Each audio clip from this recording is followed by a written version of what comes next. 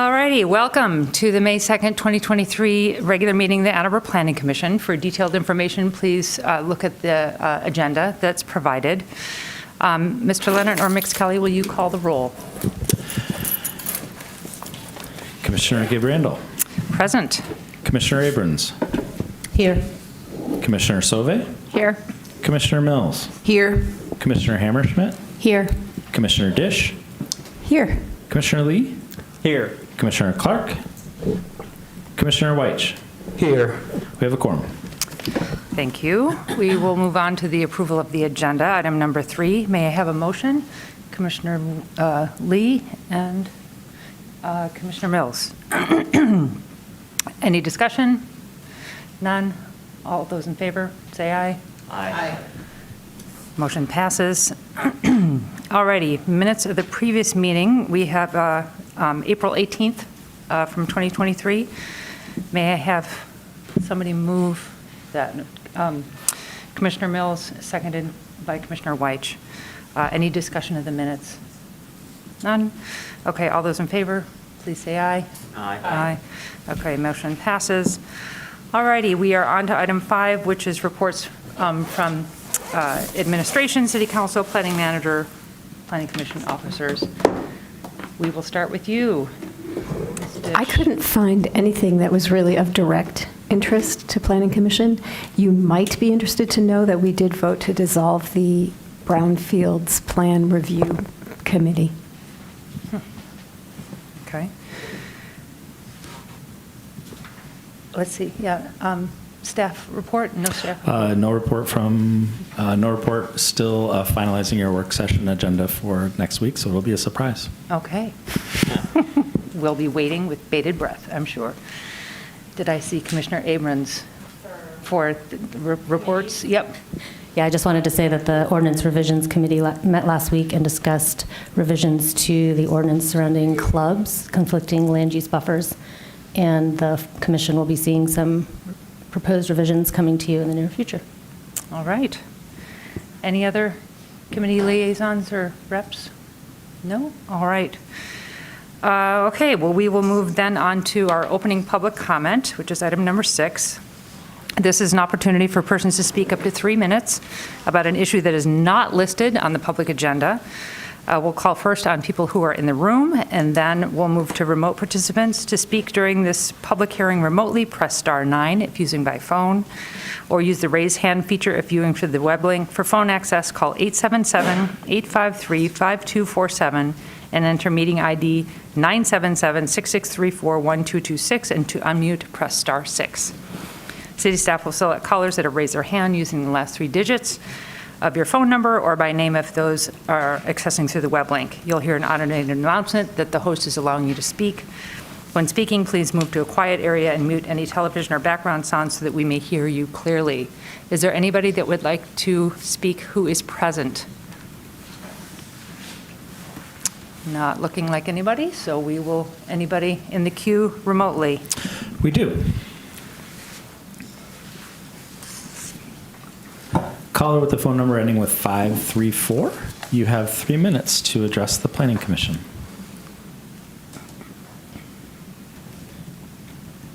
Hello, this is Tom Smallwood calling from Lower Town in Ann Arbor. I want to mention a few things. I'll begin with my support for the resolution that you received from the Renters Commission in support of an ordinance to ban natural gas connections in new construction and major renovations. One of the hats that I wear is as a landlord. I participated in that capacity on the Green Rental Housing Task Force. We haven't seen the final plan for implementing that in the housing code yet, but my small company has begun doing energy efficiency upgrades in anticipation of that. We've been doing things like investing in upgrading electrical panels and swapping out gas water heaters, and gas fryers and gas stoves, etc. We installed an EV charger at our office that is offered free of charge to any of our tenants. With the help of our tenants that are in the School for Environment and Sustainability, we installed a rain garden, and we'll be doing more. We intend to do our part, and we support regulations to hold us to that. We hope the city will support regulations for new construction and major renovations as well. the deficit, the carbon deficit that new projects that aren't sustainably built put us in, make it so it's very difficult for us to fall out of that hole if we're going to meet our 820 goal by 2030. I'd like to wish the retiring planner Jeff DeHaan all the best.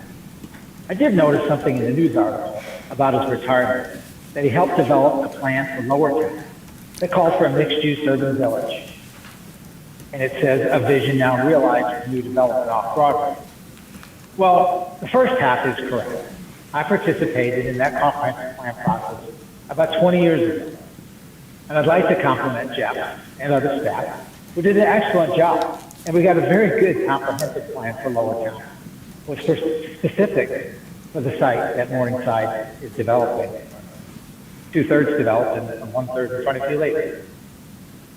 Unfortunately, the Morningside plan doesn't apply with the comprehensive plan that Jeff DeHaan did such a good job. We didn't get a mixed-use urban village, as the article insinuated. We got a token less than 1% mixed use. In the words of staff reviewing the Morningside project, quote, the development is 30 essentially more seconds. a single use, residential, with an accessory retail space. It is not a mixed-use center, end quote. Now, we'll be talking about the third phase later, and I'll speak on that later. But I do want to mention some of the other PUDs that have been brought in with affordable housing benefits, with mixed use. And we know that the PUDs are indeed viable, with the number that came in, have come in and provided both affordable housing, mixed use. At the time of the Lower Town application, it was said that PUDs weren't viable. Same thing was said for the Garnet, but that went PUD and gave us affordable Your time is housing. up, Mr. Stahlberg. I'd just like to provide that perspective. Thank you. Thank you. Anybody else in the queue? No other hands raised. Okay. We will move on to item number 7, which are public hearings for the next meeting on May 16th. We have 2 new public hearings scheduled for the May 16th meeting. I would note that note that it's May 16th. One is the City of Ann Arbor petitioned the State of Michigan to approve the annexation of a number of township island parcels in Ann Arbor Township. The State of Michigan Licensing and Regulatory Affairs Department recently approved the annexation of 11 parcels: 2775 Newport, 2737 Newport, 2466 Newport, 2318 Newport, 2354 Newport, 2108 Newport, 1375 Bird, 1429 Bird, 2114 Victoria Circle, 2118 Victoria Circle, and 2126 Victoria Circle. The City of Ann Arbor is now initiating the rezoning of these parcels to R1A Single Family Detached zoning district. The second public hearing is for Southtown rezoning site plan and street vacation at 1601 South State Street. This is a project with 3 petitions to develop the block surrounded by South State, White Street, Henry Street, and Stimson Street. A petition to rezone a block of 10 parcels from R4C to C1AR with conditions, with an offer to reduce the maximum height limit to 100 feet, set a maximum vehicle parking limit of 0.25 spaces per dwelling unit, and set minimum active open space requirement of 50 square feet per dwelling unit. Second, a site plan for City Council approval to construct a 220,000 square foot mixed-use building with ground floor retail, office, and childcare space, and approximately 215 apartments. And third, a petition to vacate the public alley in the block. The site includes addresses 1601 South State, 1605 South State, 1607 South State, 1609 South State, 1611 South State, 1606 White, 1608 White, 1610 White, 1612 White, and 714 Henry. The site is 1.7 acres, currently zoned R4C. Okay, thank you for that plethora of addresses that we got with both of them. I'm sure we will all remember that for next time. So we are on to item number 8A, which is 999 Maiden Lane site plan and rezoning for City Council approval. This is a project including a rezoning petition to amend the conditions of the C1AR Campus Business Residential with Conditions zoning designation by removing the condition that the property shall only be developed as the 1140 Broadway Plan Project site plan, as may be administratively amended, because 2 of the 3 approved buildings have been constructed, and a site plan application to construct a 180,200 square foot, 7-story residential building on the parcel B of the Beekman on Broadway development, replacing the previously approved building with similar dimensions in this location. Zoning district and development site are 6.4 acres. Building B site is 1.4 acres. Addresses include 1100, 1200 Broadway Street with 999 Maiden Lane. Okay, we get to have a petitioner presentation for up to 10 minutes, so you all can step up to the microphone, and I'm assuming you all have worked out the digital presentation. Well, good evening. I'm Ron Mucha. I'm a principal with Morningside Group. And I'm joined tonight by my partner, David Strasberg, seated to my right. He's the president of Morningside.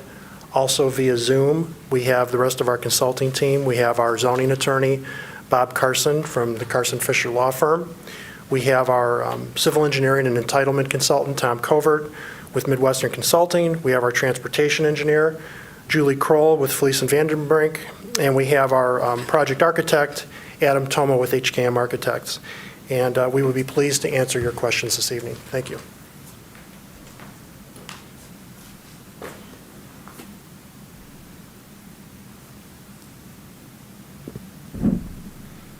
Okay, give me 1 second. Not completely prepared. Thank you. Okay. Before you this evening are actually two petitions. Let me make sure I'm loud enough. Before you are actually two petitions. One is 1140 Broadway rezoning. It's considered a rezoning even though the designation on the map will remain C1AR with conditions. More in a second. And there is a site plan, project name 999 Maiden Lane. Site is located on the north side of Maiden Lane between Broadway Street and Nielsen Court. There's a location map in the staff report. For the zoning, a tiny bit of background. The site is 6.4 acres, as mentioned, and in 2017, it was zoned C1A/R with conditions. There are 3 conditions. One,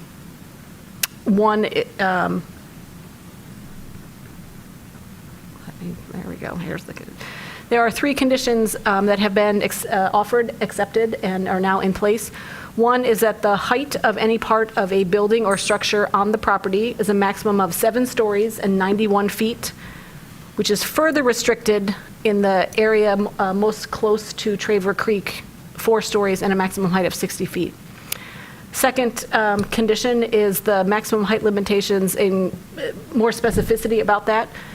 They include architectural features such as the parapet walls, but exclude certain other structures. There is a cap on that. The excluded structures still do not extend more than 20 feet. And there is currently a condition that the property shall only be developed as the 1140 Broadway planned project site plan as approved by Ann Arbor City Council on December 4th, 2017, as well as any administrative amendments to the site plan. That phrase, administrative amendments, is the key for this evening. The applicant is, it's considered like I said, it must be processed as a rezoning, but the request is ultimately to strike the 3rd condition, it can be explained as to rezone from C1A/R with 3 conditions to C1A/R with 2 conditions. The first 2 would remain, the height restrictions and the specificity about what's included in the height restriction, but the requirement that the property shall only be developed as the original 1140 Broadway planned project site plan with any administrative amendments be struck. What is proposed for development, then the site plan petition. The 1140 Broadway zoning district has been developed. It has 3 components to it. It has a building A, which is a multifamily apartment building, which surrounds like a donut, a parking structure. It also has a second apartment building, in the C position. And then it currently has a vacant site, which had an approved apartment building that was constructed with a square base, and then an L-shaped building on top of that square base of parking. The proposed development is specific to that building C. It would not be a building with a square base and an L-shaped building on top of it, but it would be an entirely C or U-shaped building. The development would have no parking of its own on its little site, but it is part of the larger development, which has access to a 400-some space parking structure. Notable features of that site plan are that it is set back a minimum, the proposed building is set back a minimum of 14 feet from Maiden Lane and 17 feet from Nielsen Court. The internal streets, which are considered, which are private streets, they're actually not meeting the definition of a street, but for discussion purposes, let's call them a street. They have been named Gordon Lane and Charlotte Lane. The proposed building is set back 14 feet from those, 14 feet from one, 20 feet from the other. Standard 5-foot wide sidewalks are located in the public side on Maiden Lane and Nielsen Court, as well as on the private side adjacent to Gordon and Charlotte Lanes. There's a Class A bicycle parking storage area inside the building, one for each unit, and a few additional ones are provided outside. For just this building B spot, there will be 15 new parking spaces installed, same as originally planned. They are parallel or perpendicular to the private streets. And this makes for a total of 30 spaces exterior surface spaces, and I was wrong, I said 400. It's 579 parking spaces in the structure. There'll be 2 EV chargers installed with these new spaces exterior adjacent to building B. We have reviewed the site plan for the standard development standards review, and it meets all of the applicable development standards, including the proposed conditional zoning statement of second amended conditions, if accepted. There are, at the time the staff report was written, there were a few comments or outstanding issues from staff. There was a comment provided by our sustainability office, a comment provided by the Parks and Recreation Department regarding the parks contribution requested increase to match the proposed number of dwelling units. The applicant has agreed, and there is a restatement of the development agreement attached that will be forwarded to City Council to reflect that. The Transportation Department unit had not completed their review at the time the staff report was written. Verbal discussions indicated that the issue was related to the validation of the traffic impact analysis. I know that the applicant has provided a letter just today. I was not able to check in with our transportation staff, but this project, the Planning Commission is a recommending body for this. This project will still move on to City Council, and depending on the outcome, there is time to verify that and schedule and keep following the process there. Regarding the site plan, nope, I didn't mean that. Regarding the rezoning,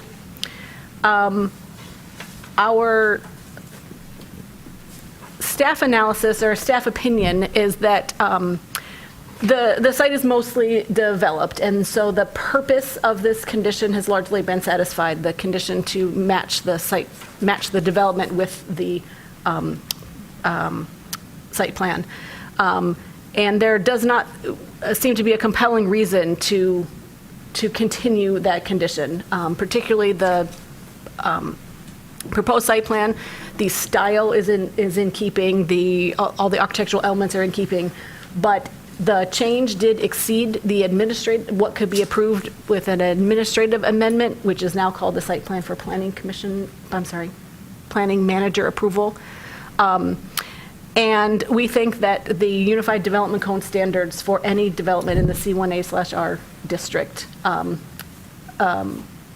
should apply without any further modification or condition. We are recommending conditional approval as a whole of the rezoning and the site plan, subject to verifying those outstanding staff comments. And I'm happy to answer any additional questions. And I know the applicant and his team is also here as well. So we often hear from the developer first and then from you, but I presume that was kind of your analysis, that we're not going to hear anything else from you in terms of your report. Okay, so we still have yet to hear from the developer then, or no? That was the extent of their presentation that they wanted to provide. They're available for any I questions see. that come Okay, up during I the get it. discussion. Okay, all righty. Okay, so we then will move on to the public hearing. This is an opportunity for persons to speak up to 3 minutes about the 999 Maiden Lane site plan and rezoning for city council approval. We'll first call on participants who are here, and then remotely. To speak during public hearing, press *9 if listening by phone, or use the raise the hand feature. For phone access, call 877-853-5247 and enter meeting ID 977-6634-1226. To unmute, press *6. City staff will select callers that have raised their hand using the last 3 digits of your phone number or by name. You'll hear an automated announcement that the host is allowing you to speak. For either method, please state your name and address at the beginning of your comments. Is there anybody present who would like to speak at this time? You can come on up to the front, just state your name and address, and you have 3 minutes.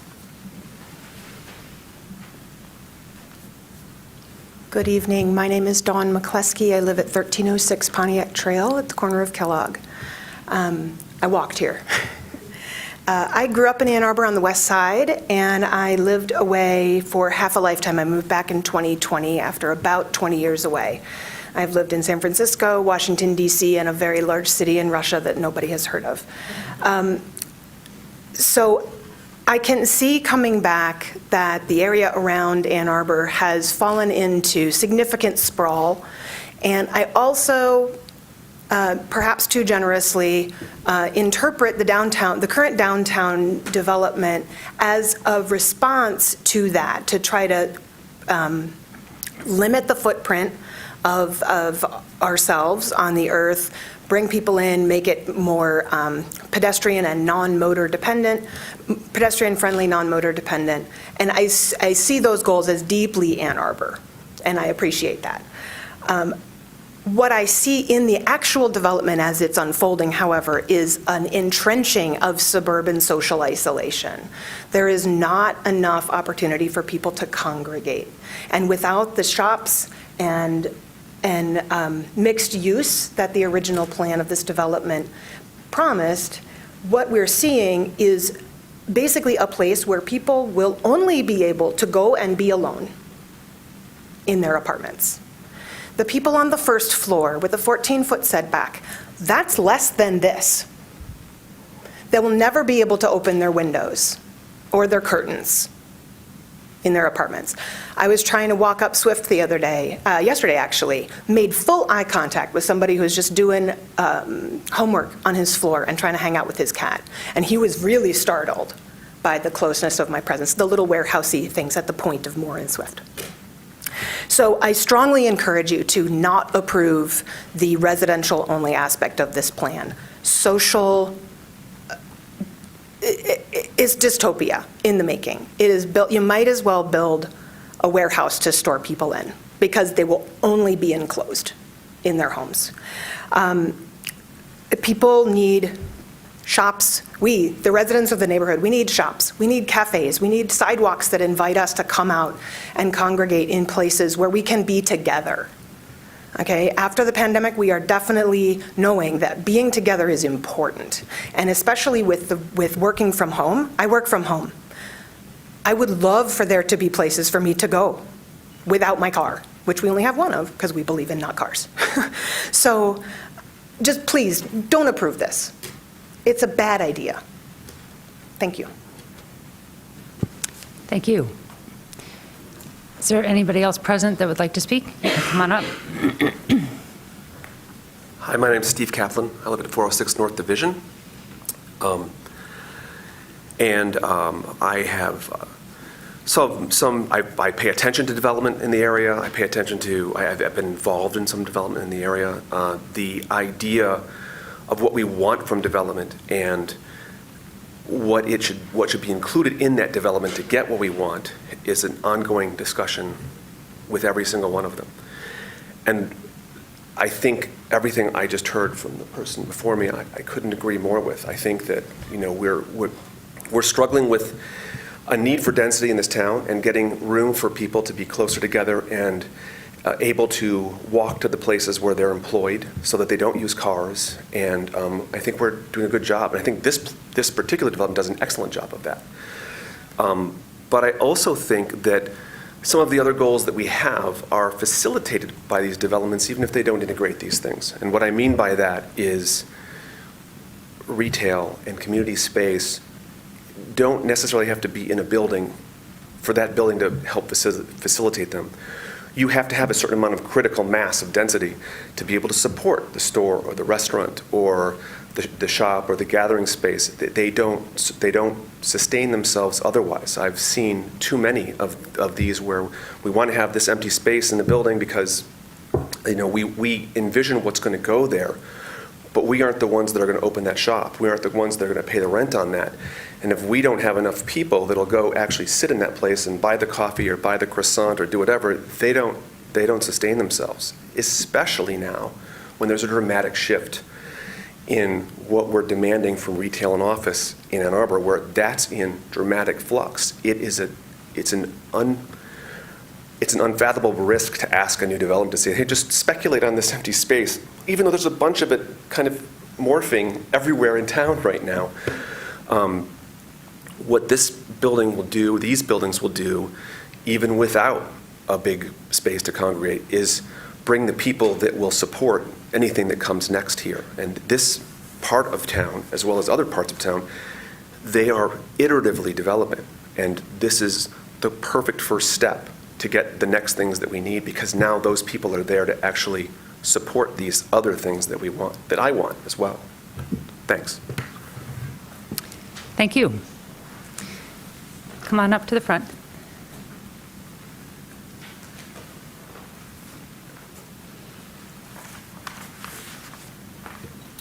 Take this off so you can hear me better? Do I have to do something with this for short people? You can probably push it, there you go, Okay. great. I know there is little we can do to stop this third Can you building. please What? identify yourself and your Yes, I'm address? sorry. Yeah. I'm Laura Stroh. I live at 1327 Broadway. Thank you. I know there is little we can do to stop this third building from being built. Have you seen the first two buildings?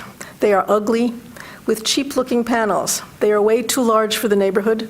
Moreover, they have resulted in many losses to the neighborhood. We now have a wind tunnel on Broadway, and the third building will probably exacerbate the wind tunnel on Maiden Lane that was caused by the erection of the second building. Instead of enjoying the sun as we walk there, we are in shadow for a good part of the day. The view of the Broadway Hill is compromised as you travel from downtown. We no longer have a view of the river valley and the greenery and the skyline on the other side of the river because of these buildings that have already been built. Not to mention the loss of seeing the sky. Is this all petty? No. These are human desires to see the sky and the landscape and feel the sun. This project has created an aesthetic desert in our neighborhood. It is a shame that our city's master plan doesn't prevent this kind of development. The humorous thing is that the city allows such things to be built and then asks us to be enthusiastic about public art, as if that can compensate us for the blight of huge, unattractive developments. Other critics of this project might urge you to include more amenities before giving the final building your approval. They will ask for more so-called affordable housing, for example, and you might be willing to try to push the developer on this issue. However, the damage done to the city by this development cannot be ameliorated by a trifling number of apartments that must be rented to people who earn less than 60% of the median income. Those aren't even poor people. Likewise, the environmentalists cannot be appeased by laughable concessions, as Morningside has made, like heating the tiny swimming pool with solar panels. Neighborhood activists want more retail, and with several hundred more residents in these last two phases, we surely could use it. The developer will boast that an Asian grocery store will be opening in the second building, and of course we are really happy about that, but his refusal to include retail in the third building is just unforgivable. So how do we justify approving projects such as these? They are ugly, they impact negatively on our lives, they adversely affect the environment, and they don't adequately address our concerns. We are told that we need more housing to expand the population to support our infrastructure. I've read my Marx, so I know that capitalism requires constant expansion of the economy. We want and deserve more than we are getting in this drive to keep growing.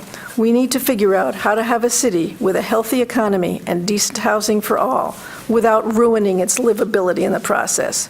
What a boon it would be if you would make a stand for livability and not approve this final building in the Morningside project.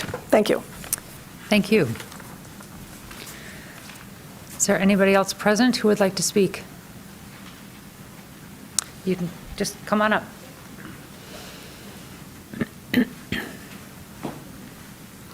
Thank you. Mary Underwood from 1219 Traver. And could I ask that the members speak in microphones? I'm sorry, but I didn't hear much of what was discussed as about the project when you spoke earlier. I'd like to agree wholeheartedly with Dawn and with what Laura just said. I don't know if I'm more alarmed at what the developer is trying to do or what the city's trying to do. If you really are trying to meet the sustainable goals, you can't do one thing for a developer and then do another for another one. You can't be led by developers. You have to do the leading yourself and tell the developers what we want for this town. The priority is we decide what we want, not let the developers run with the lead for this. And that's really all I'd like to say and remind you of. Thank you. Thank you. Was there one more? Yeah, sure.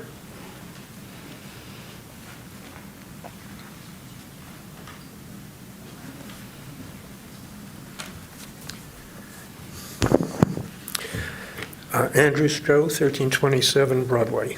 I'll keep this very short. I hope you're planning and not merely approving developments in the city on a piecemeal basis. Larger issues should affect your thinking and decisions. For example, you might require that this building involve mixed use, or you might require that the building be all electric. You have to start sometime if you're going to achieve carbon neutrality. You can't keep putting it off. That the developer made a bad choice by putting in some of the infrastructure for gas should be irrelevant here. Well, perhaps you could address affordable housing in this building. Is affordable housing just housing that's affordable to someone? Require that some units be set aside for truly affordable housing and make certain that those affordable housing units are filled.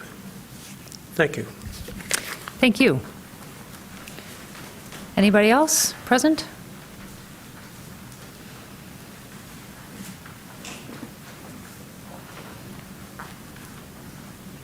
Yeah, thank you, Chair Gibrandal. My name is Ken Garber. I live at 28 Haverhill Court.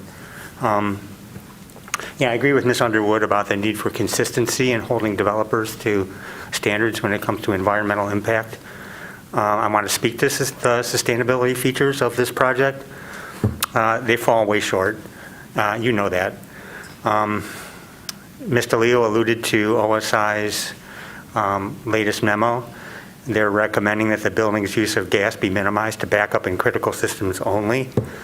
If this 180,000 square foot building uses gas heat throughout, I calculate that it will generate an annual 1,238 metric ton CO2 equivalent emissions just from gas combustion. This would be partially offset by reduced commuter emissions of 349 metric tons for net annual emissions of 889 metric tons CO2 equivalent from natural gas combustion. In past meetings, I've detailed how I arrive at these calculations. To me, that 3 years into the 820 plan, this is unacceptable. I would think a VRF system, variant refrigerant flow, would be ideal. VRF sends varied volumes of refrigerant from a central air source heat pump to evaporators that control different spaces in the building, meeting the heating needs of each space individually. They're now routine in buildings of this size, including in similar climates or even colder. Also, it's not clear to me how much solar the project will include. I remember that as of January, the petitioner wasn't intending to install any, I think. It sounds like, based on the staff report, that's changed to some extent. I just don't know how much.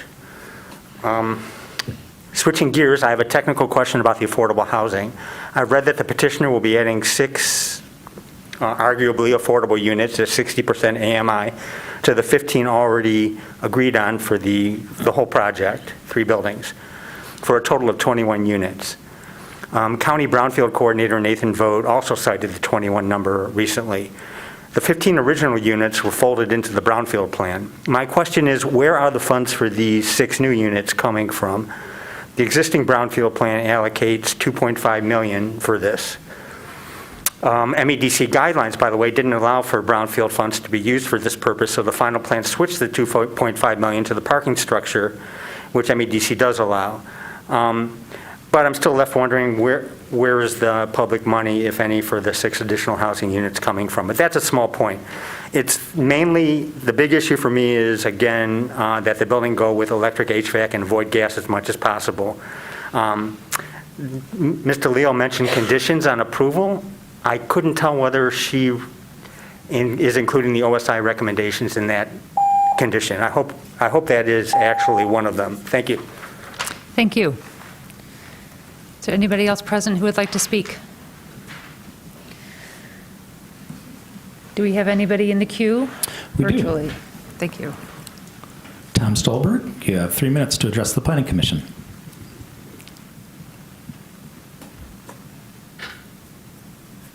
Hello again, this is Tom Stolberg calling from Lower Town in Ann Arbor. This application does not comply with the comprehensive plan, nor with current planning initiatives.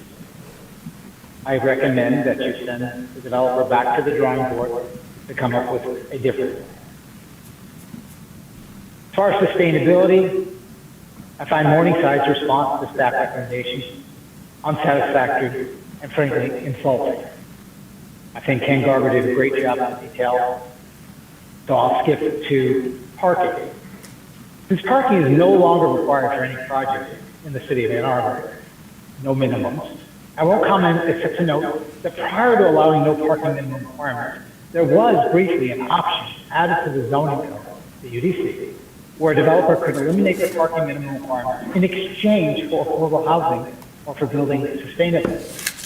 If that option hadn't been superseded, Morningside would have had to provide those community benefits in exchange for eliminating the parking now. That UDC change option was created as part of a package of changes that came out of the lawsuit filed by the neighborhood against the city over this development, having to do with the plant project, part of the UDC, that was not in compliance with the Mission Zoning Enabling Act. How many affordable housing units could we have had we not superseded that UDC change that lasted for maybe about a year? Then we move on to mixed use. The comprehensive plan calls for mixed-use urban villages at locations. The previous approval and the current revised application both are 100% residential uses for this lot. Thus, this application does not comply with the comprehensive plan.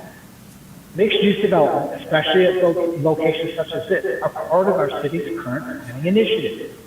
In my opinion, that should be adhered to at this location. The choice of zoning category, C1AR, was highly controversial. It was only justified because of that zoning category's mixed-use capability. But there is zero mixed use on this parcel, and only 0.5% for the whole three-phase project. The developer's claims are that he can't pencil out while he wants to charge the highest market rate possible. While he can't pencil out, there is sufficient surface parking to support the retail at this location. Well, who designed this project?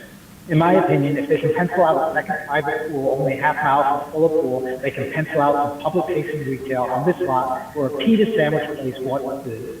And where enormous number of residential units in close proximity, enormous amount of pedestrian traffic, and 2 parking structures for U of M where people might stop on their way in or out of town. A lack of surface parking would be a problem the developer's own making since they designed the project. They should include mixed-use at this location. Thank you very much. Thank you. We have other people in the queue? We do.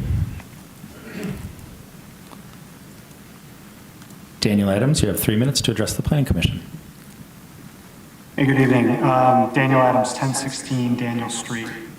I think that, the math here is really 200 apartments versus 80 condos.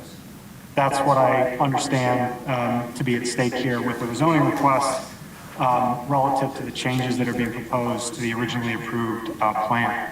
That's the math, and that's the strongest argument, in my view, to approve this project.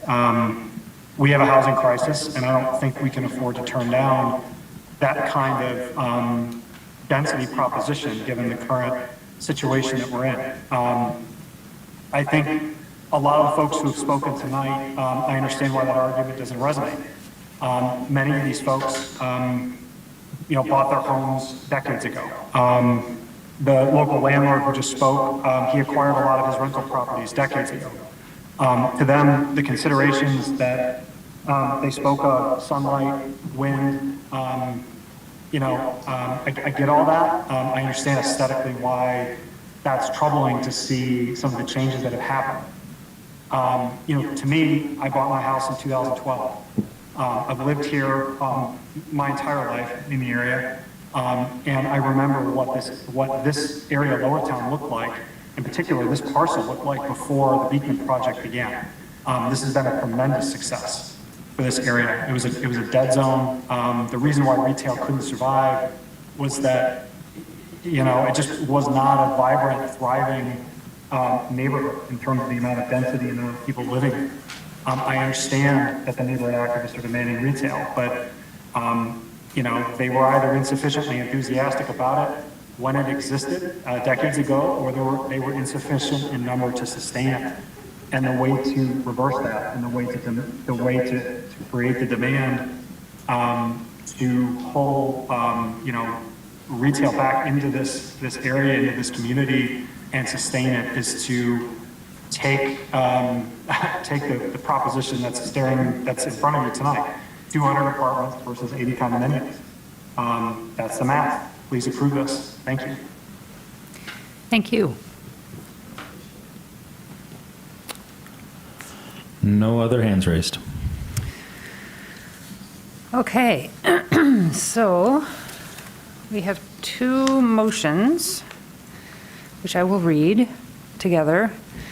The Ann Arbor City Planning Commission hereby recommends that the mayor and city council approve the rezoning of 1140 Broadway by accepting the offer to amend the conditional zoning statement of amended conditions to remove tying development into the district to the 1140 Broadway Plan Project Site Plan and subsequent administrative amendments, and accept the conditional zoning statement of second amended conditions.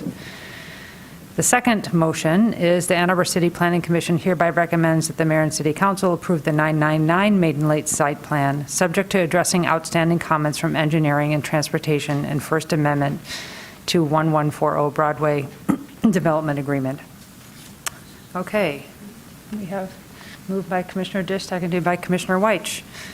We are in discussion. Anybody want to kick us off? Commissioner Soe.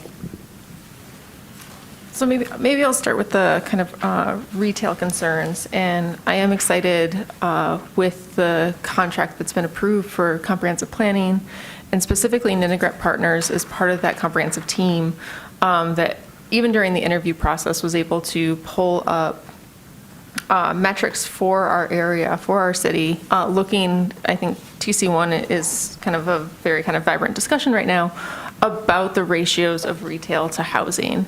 I'm not the professional in this exact category, but really some of the early feedback that we got prior to them really digging in is that not everything can have retail. The critical mass is not there for every project to have retail. And we've seen that with the George as well.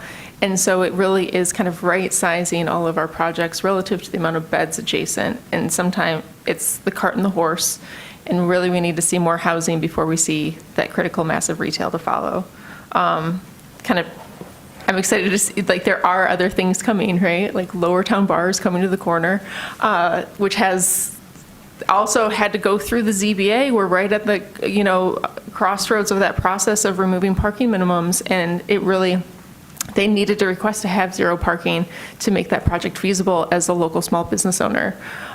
So I think we understand within this neighborhood, it's really difficult with our current policies to even make those projects work, and they have to go through additional hurdles to find the feasibility. So I understand that there's like always desire for more third places, right? That's a lot of what makes our communities, but we have them here.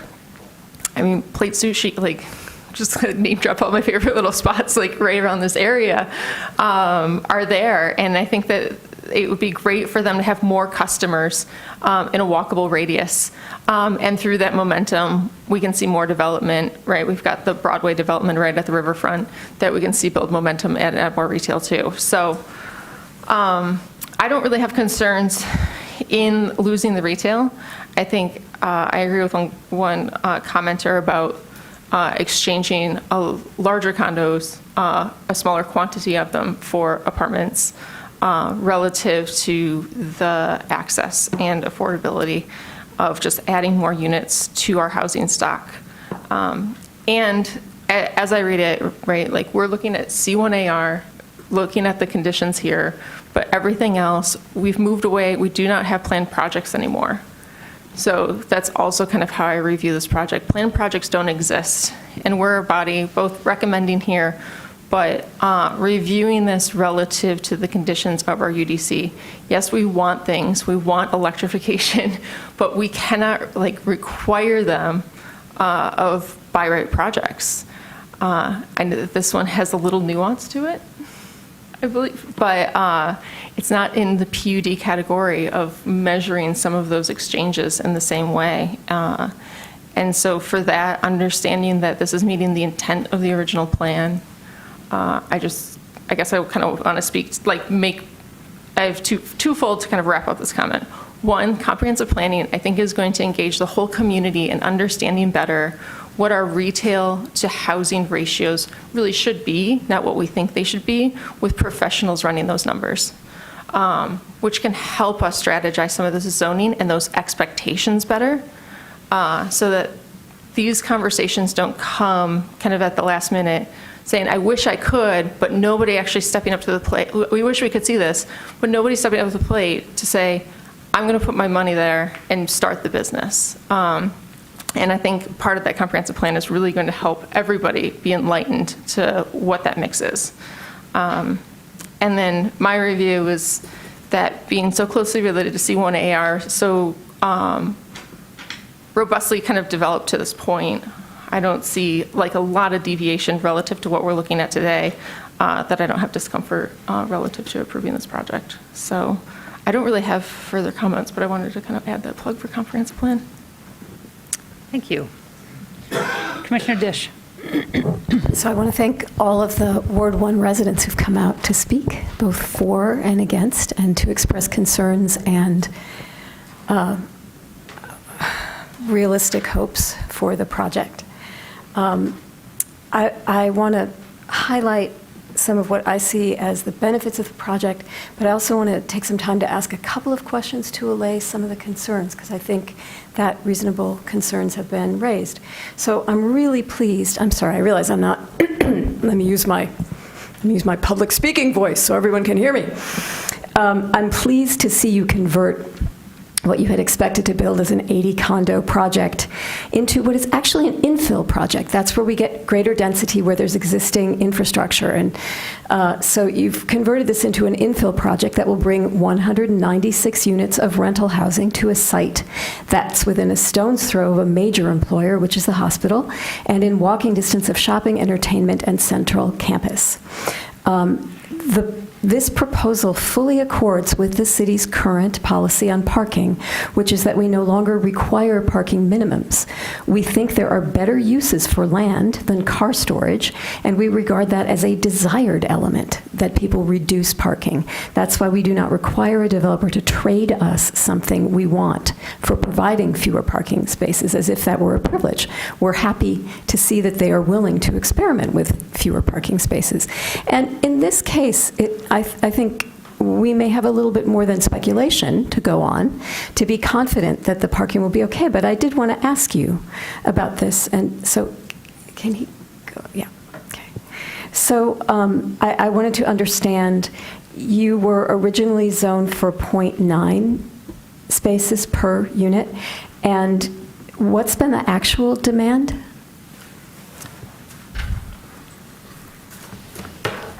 You can, yeah, bring that up. Is that okay if I? Yeah, I raise have a it. fan, I'll be up and down a bit. I don't have to bend over this way. Okay, so to answer your question, right, the original zoning required 1 space per unit. We worked with the ZBA to lower that to 0.9 per unit, realizing that given the multimodal kind of location, proximity to employment, that would be proper. We thought it was maybe a little heavy, but we didn't know what the real demand would be. But now we have the benefit of operating the first building now for 2 years. So it's a very unique situation to have what we have, the parking deck built in the first building. You can operate it before the other phases are developed. So what we found is that the actual demand for parking in this particular project is 0.6 spaces per unit. And just to clarify something, so that's particular to this project in this location. I wouldn't suggest that that's, you throw that metric around and start using for other projects. If you're in the CBD, you might look at it differently, but just for our unique circumstances, that's the ratio. Mm-hmm. And if it continues at that rate, you would have sufficient capacity. And is there any reason to think it won't continue at that rate? Well, there's no reason to think that it won't continue at that rate. We do have even the lease-up happening for the second phase that we're going to deliver soon, and even that ratio is coming in around that number, or even a little bit lower right now, so we're encouraged by that. I would say that given the number of spaces in the deck and on the surface parking, 0.6 times the 736 units, there's enough parking in the deck and on the surface to not only accommodate 0.6, but to leave a reasonable buffer, not just for guests and for handicap accessible stalls, but also for the retail parking and for, to the extent when the ratio fluctuates a little bit over time, because it's not a static 0.6. Thank you. I know some of my constituents are concerned that because you charge for your parking, which not denying that you ought to, but because you charge for your parking, there could be folks who are actually not purchasing your parking, but parking in the neighborhood. Are we seeing overflow in the surrounding neighborhood? No, and if there were, we would see it already. If people didn't want to park in the deck because they didn't want to pay for it, they would have to park their car somewhere. So to my knowledge, I don't see any of that happening. Okay. I wanted to ask you, I wanted to speak to 2 other things, and one is to the question of solar. And I noticed that you had proposed to install solar on the top of the parking structure, perhaps the first time this went around, and that wasn't approved. Sure, I could speak to that, and some of you may remember this. This was back in 2017. I wasn't. So if you'd indulge me, I could kind of refresh everybody's memory or tell everybody what happened. So during that entitlement process, I was approached by several city council members they came to me and they said, Ron, we'd really like to see solar in the project. We know how difficult it is, how expensive it is. Could you please make a good effort to try to analyze it and figure out how to incorporate it? So the fundamental problem we have is we just don't have any land for solar. You have the buildings, you have the roads, you have the Traver Creek setback and the public access easement and all these different things. And I was thinking, well, how could we create land? And then it dawned on me, we can reclaim land. If we can build a roof over our parking structure. Now, for anyone who knows the parking structure in the first building, it has a very large footprint. It's almost 30,000 square feet. And it's an open-air parking deck. Part of our commitment to sustainability is not to heat that parking deck. Obviously, it's a big expense of gas and carbon and all those things. And it's a continuous parking ramp.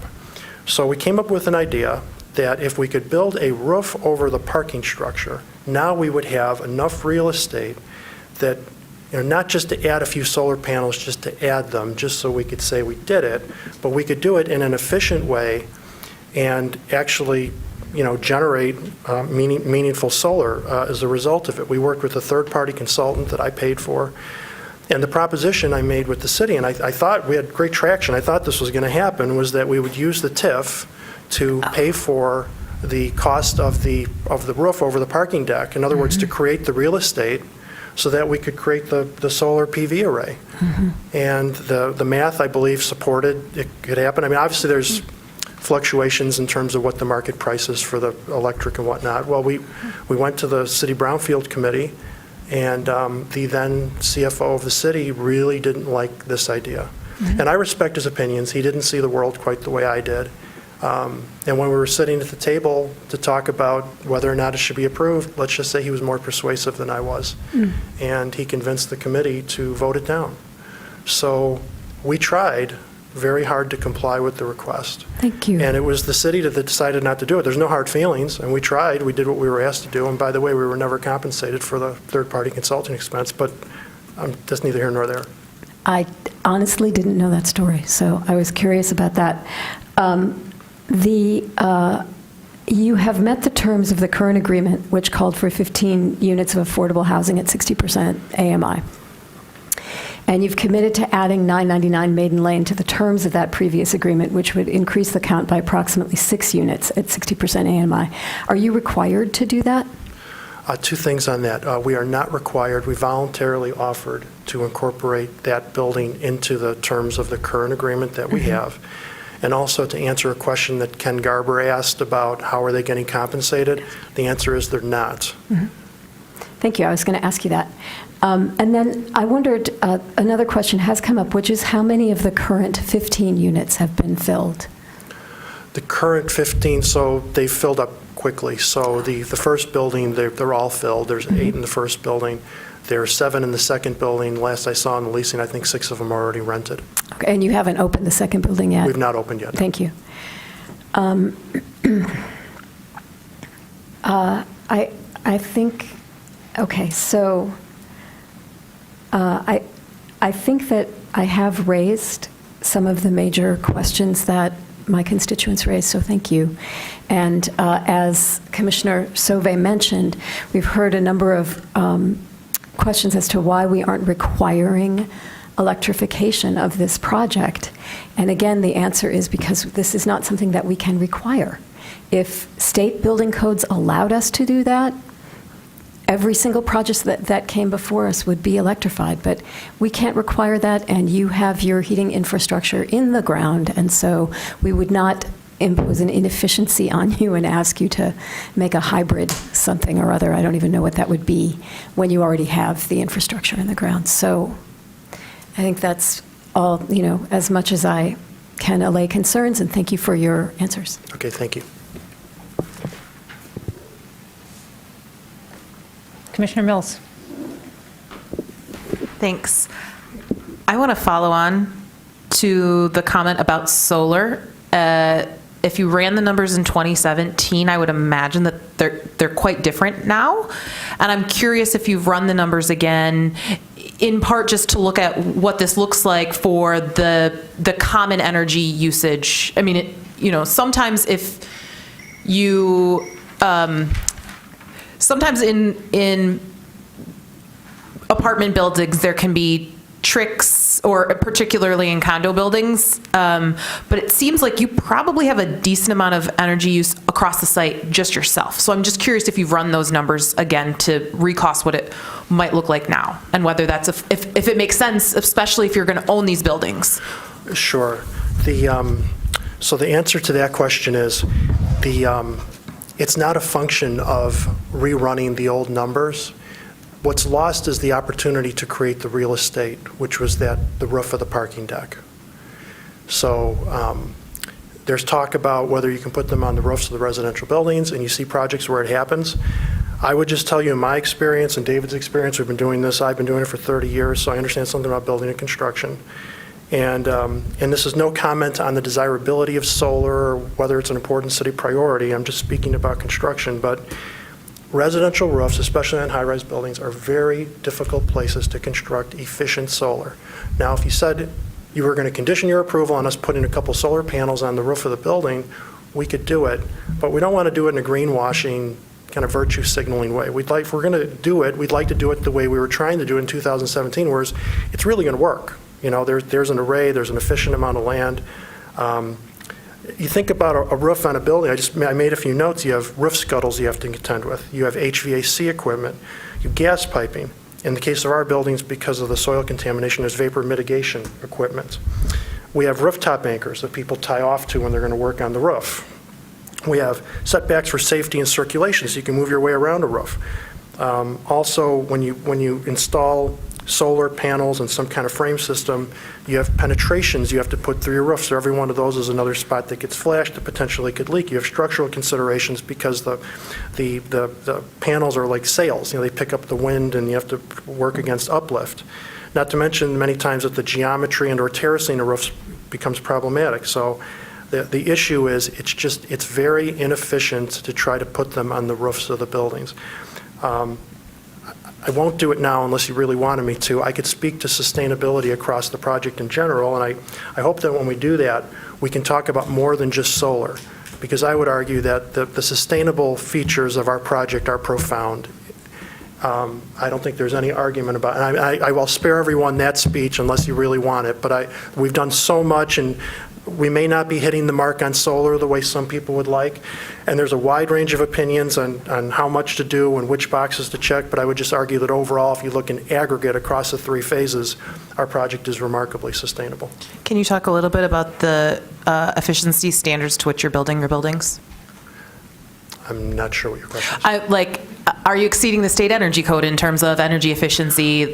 Sure. I could speak to some of those things. So, I mean, specifically, you're talking about energy efficiency. So, yeah. The first thing is, remember that so much of the energy code is codified. So it's not even a matter of if. It's like when Lisa was, Commissioner Dish was talking about, if it was required. Well, believe me, energy efficiency is required in the envelope of buildings. The architects know this. So our entire building is foam insulated. The windows, the glazing is insulated. We have to comply with the energy code, submit calculations. I could have the architects speak to it if we want to get sort of granular on it, but we have that. We have the open air parking structure, which is a consideration. We're not heating the deck, so it's a little less comfortable, convenient for tenants. On the other hand, we thought that doing so works against the sustainable initiatives of the city. And we have many other minor things that we do in the construction of the building, which probably aren't worth listing all, but we're related to indoor quality, water efficiency, material usage, energy and atmosphere. So we do a lot. That's just with respect to the construction of the buildings themselves. I mean, if you'd like, I could go on. No, I was just trying to see if there was anything beyond kind of what the energy code requires in terms of the air changes per, I don't know all of the things that I don't know, but how tight the building is, but that's okay. On future projects, I just, again, appreciate you looking at it in 2017, understand that the ship has sailed. I spend a lot of my day job talking to people about what has happened to renewable energy, which is that the prices have really come down. So I've just encouraged you to look again for the future projects. You talked previously about your experience with vehicular parking. I'm curious about your experience in the existing buildings with, you've provided a lot of bike parking. So if you could tell us what those bike rooms look like and also where they are in those buildings, because I'm intrigued by where your bike parking is in this proposed building. Right. I'm glad you mentioned that. Maybe I could piggyback on what you were just talking about with the sustainability in the buildings, because I would consider all of these transportation initiatives we've taken, they all are in the building. So we already talked about reducing the vehicle parking. I don't have to recap that. But I do want to point out two things. To answer your question about bike parking, in 2017, in vast exceedance of the code, which requires a nominal amount of bikes, we decided we would provide one bicycle space per unit. We've adhered to it for every one of the buildings. We'll do it again for this current building, even though it goes beyond what the code requires, because we understand that our tenants in this particular location want the ability to bike to work. They want to bike to the hospital, they want to bike downtown, Carytown, wherever they're going to be, recreation. Also, we haven't talked about it yet, but in terms of EV charging, I will also say that well before the EV charging requirements were put into the code, we put EV charging stations in our parking deck. It wasn't a function of whether or not the code would require it. We can see where the future is headed. It's unquestionable that the vehicle fleet is going to convert from gas to electric over some period of time. I suppose we could debate how long that would take, but we wanted to get that ball started. So we know we have some tenants that have electric vehicles, and we already have a couple EV charging stations in the deck. And we fully expect that over the course of time, because it's scalable in the deck, that you will start to see those EV chargers proliferate, throughout the deck. And that's something that it won't be a zoning requirement we have to adhere to. It's catering to the needs of our tenants and providing a valued resource. Your electrical service is scaled accordingly?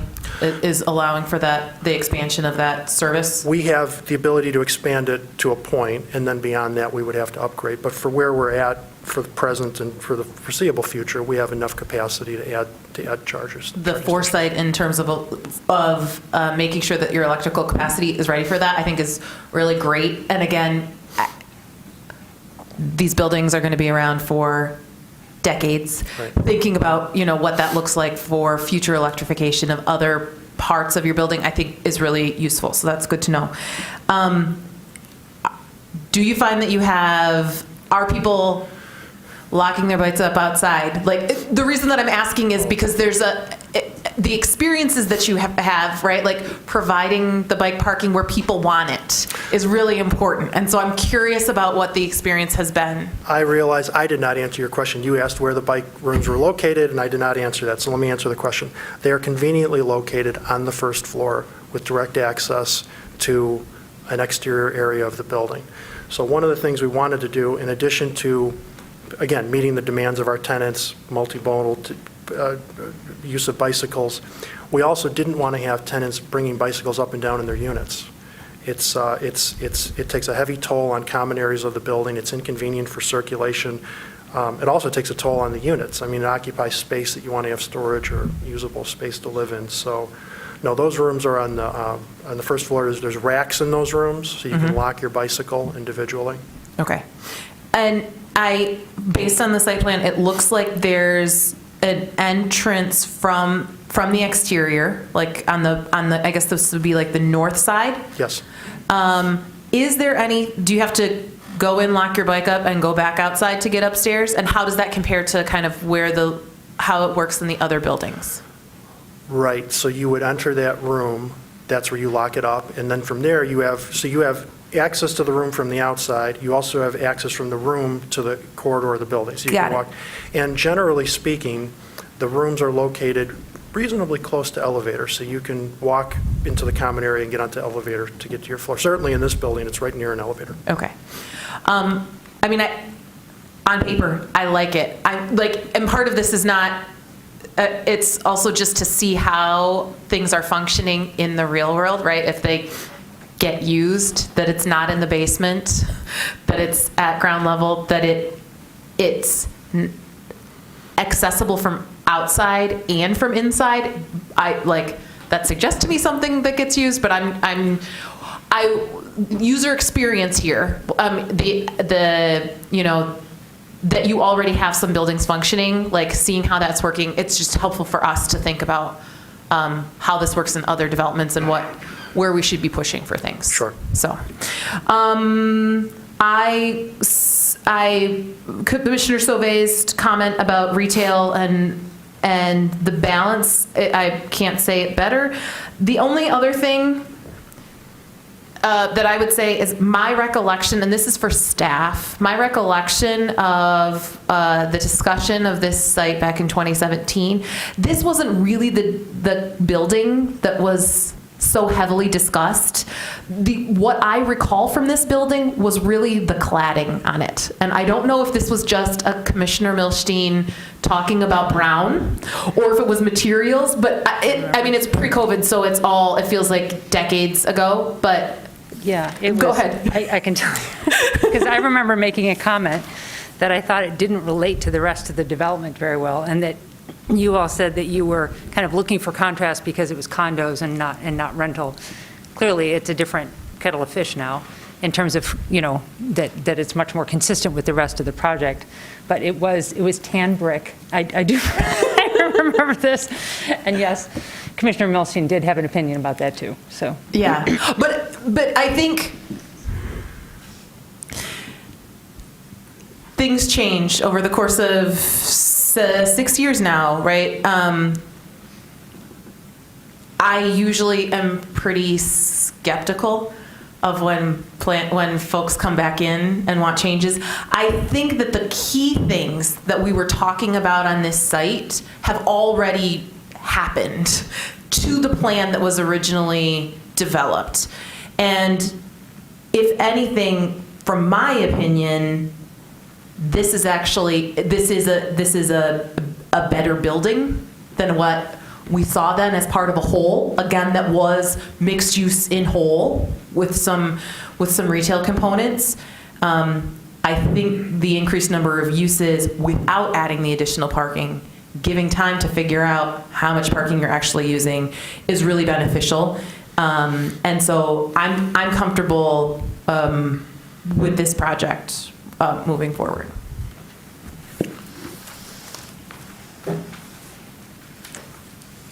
Anybody else?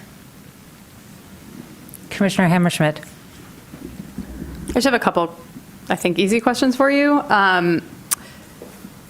The Building A is a building that's currently... Yes, it is. What percentage leased up is that building? Is it completely full? It's essentially full. Okay. It fluctuates a little bit as we get into the leasing turns that happen at this time of year, but essentially full. Okay. And then just curious, I probably know the answer to this, but what sparked the desire to want to change from condos into this third building also being rental? Well, the condos just didn't work. So when we went through the approvals in 2017, we made a commitment that we were going to lead off with the condo development, and we did. And, the short answer is we could not generate the sufficient pre-sales we needed to move the project forward. We could have long discussion. I'm happy to even talk about it afterward as the reasons why. I wish if I could write the algorithm, David and I would have gotten it right to begin with, but it didn't work, and so then we were considering, what the various options could be to successfully develop the property, and it became clear, just given the market dynamics and our own experience with the first two phases to date, that this would seem to be the prudent approach. And then the two principal changes, which we keep coming back to, the increase in density and the reduction in parking, there's complete alignment. I mean, those changes allow this phase to be successfully changed to another kind of residential use, and they also align with the city's priorities. So it seems like an excellent fit. Keep hearing it over and over. And you're seeing good demand for is it Building C that's currently? Yes. Okay. Yes.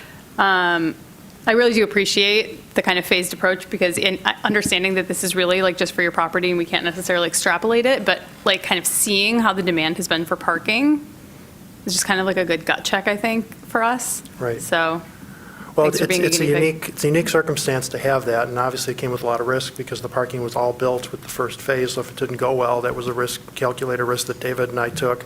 And it had this ancillary benefit of being able to gauge the real demand and help us out. So I think the location too, like kind of, there are things you can walk to and bike to, and it's close to downtown. Absolutely. So it makes sense that you're not seeing as much demand for parking right. as maybe we might have thought. Thank you. Okay. Anybody else? Commissioner Lee, go ahead. Sure. Just wanted to cite C1AR's district intent statement, which is the district's intended to encourage the orderly clustering and placement of high-density residential and complementary commercial development near the campus business district. So in reading this just objectively, it does look to place high-density residential. I will go back to retail as the component of public benefit or placemaking benefit, and just wanted to ask simply, have there been considerations during the process, and what led you guys to say, I'm not sure that's going to work? Well, that's a great question, and this goes back to, for those of you who are in the discussion of 2017, you'll remember there's a wide range of opinions on how much retail should be in this development. There are definitely people, some spoke tonight, I completely respect their opinion that they'd like to see more. There are also many people that think that what we've provided is appropriate. It really becomes a function of the shopping center was a desired amenity until it wasn't. And there came a point where it couldn't be sustained. If it could have been sustained, then this project wouldn't be developing, there would be a successful shopping center. The next iteration of the project, the one that failed before ours, was very heavily commercial. Hotels, retail, office, the whole thing. It could never get off the ground. Conveniently, it was blamed on the recession. If that project had started construction, it would have been a white elephant. Everyone would have been very unhappy. It was not sustainable. When we took our opportunity to work on it, really thinking about how do you make retail successful. And it wasn't about how much to provide as much as how do we provide whatever we provide, let's make sure it's successful. Successful meaning that it can be leased at a market rate and that you have high quality tenants that demand the space.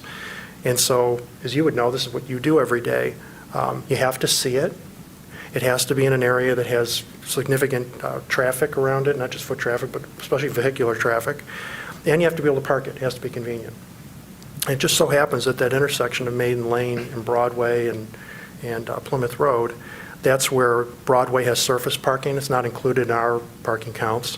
But that surface parking is a very important part of why we hope that that retail can be successful there. For anyone who knows those streets, it's a bit circuitous. You drive down Maiden Lane, it's like, how do I get there? And you have to sort of learn that you have to go on Plymouth and cut around Broadway. Now, for destination retail, and believe me, people have found Plate. Everybody loves that restaurant. We're very happy to have Jane Kim as our tenant. She's great, and she's the proprietor of Orange Market that's going to open up soon. So people will figure it out, but it's not easy. So we hope that the combination of the parking and the visibility can offset some of the circuitous nature. As far as the number of square feet, we had it set up so that we could have 3 retail tenants. The market's going to combine 2, so we'll end up with 2 spaces. We think based upon the interest in the site right now that we've got the right amount of retail space. Could somebody argue that there could have been a little bit more? We could have those debates. I would just argue that if you look at our portfolio, we are a mixed-use developer across our projects. Some projects have grocery-anchored shopping centers as the retail component. Some have grade-level commercial. It varies. If we believe that there is demand for however many square feet of retail, we would develop it. Not only because it would be successful, but frankly, the more successful the retail is, the more valuable the apartments are, right? To the extent that you can walk downstairs and consume some valuable service, like Orange Market, for example, it'll be invaluable. So there's no reluctance to create retail. It's sometimes I think the way it gets expressed is somehow we consciously chose not to build retail.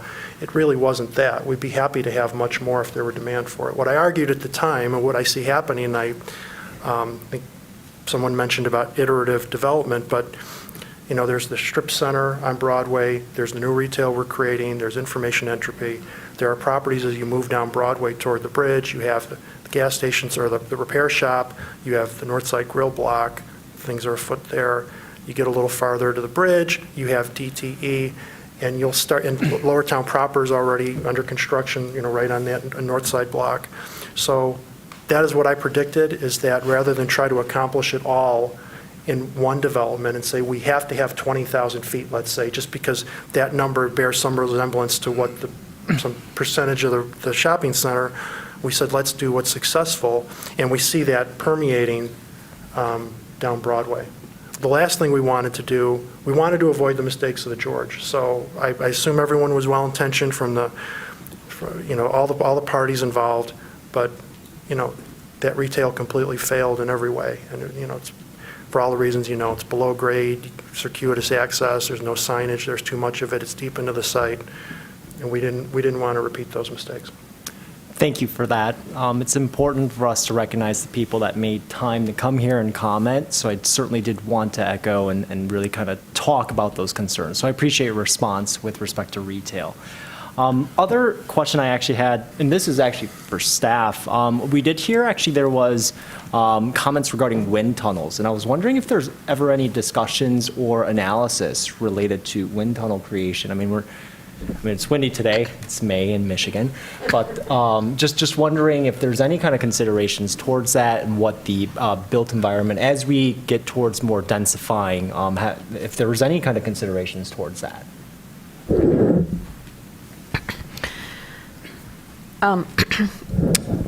What I have is only anecdotal. There has been one project in the city in my tenure that there was significant wind tunnel concerns. I think that staff and that applicant tried to reach out and find someone who could study that. I know that staff took a shot and contacted folks in the Chicago Planning Department. There is no science for studying wind tunnels as they relate, not like you can do a shadow study for a building. And even if we had a wind tunnel study, it is not a standard of approval, for better or worse, but it is not a standard of approval. I'll leave it at that. So I don't have science for that, and I don't have a standard of approval to include that as a factor. Gotcha. Thank you.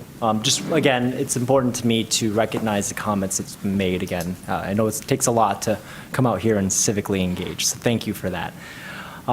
Based on, again, my reading of the district intent, encouraging orderly clustering and placement of high-density residential and complementary commercial development near the campus business district, I believe this complies with that particular intent statement. I think the addition of additional units is important. Thank you again for your explanation regarding retail. It is tough to find operators that can operate at a good, healthy ratio. We generally try to target 5 to 8% of gross sales. If market rates will be 35, 40 triple net, that means they have to generate $500 to $600 a square foot in sales. So the question is, can you find an operator that can effectively work at those, and do you have the absorption readily available for that? So I certainly am satisfied with the petitioner's thought process regarding considering retail for this particular area. Aside from that, I believe I've covered most of these, so I think that's pretty much it for me. Thank you. Commissioner Abrams. Thank you. I want to start just maybe with a personal anecdote, which is that I lived for 5 years at 1216 Broadway, which is a few steps from this project. Both my children were born in that house, literally. And I can tell you that as a resident of that street, I ask myself, how would I feel about walking down that street and encountering what was, when at the time I lived there, a huge empty chain-linked lot to what it is now. And I honestly can't say that I would be happy about it. But I just want to, so I guess I want to say I kind of relate to the personal feelings and emotions and reactions around things that get built in your neighborhood and the way that changes the character of the street that you live on, and how important that is to your daily life. That said, I feel like my role up here is to weigh the costs and benefits, weigh the pros and cons. I think it's almost never that we vote up here without understanding any trade-off. There's almost always a trade-off for what we're voting. So in this decision, I think that on the kind of benefit side, the increased density is a huge benefit to our community. So the additional units in the switch from condos to apartments. And I think, although not as many as we would like, I think the addition of 6 affordable units that would not exist otherwise is also a benefit.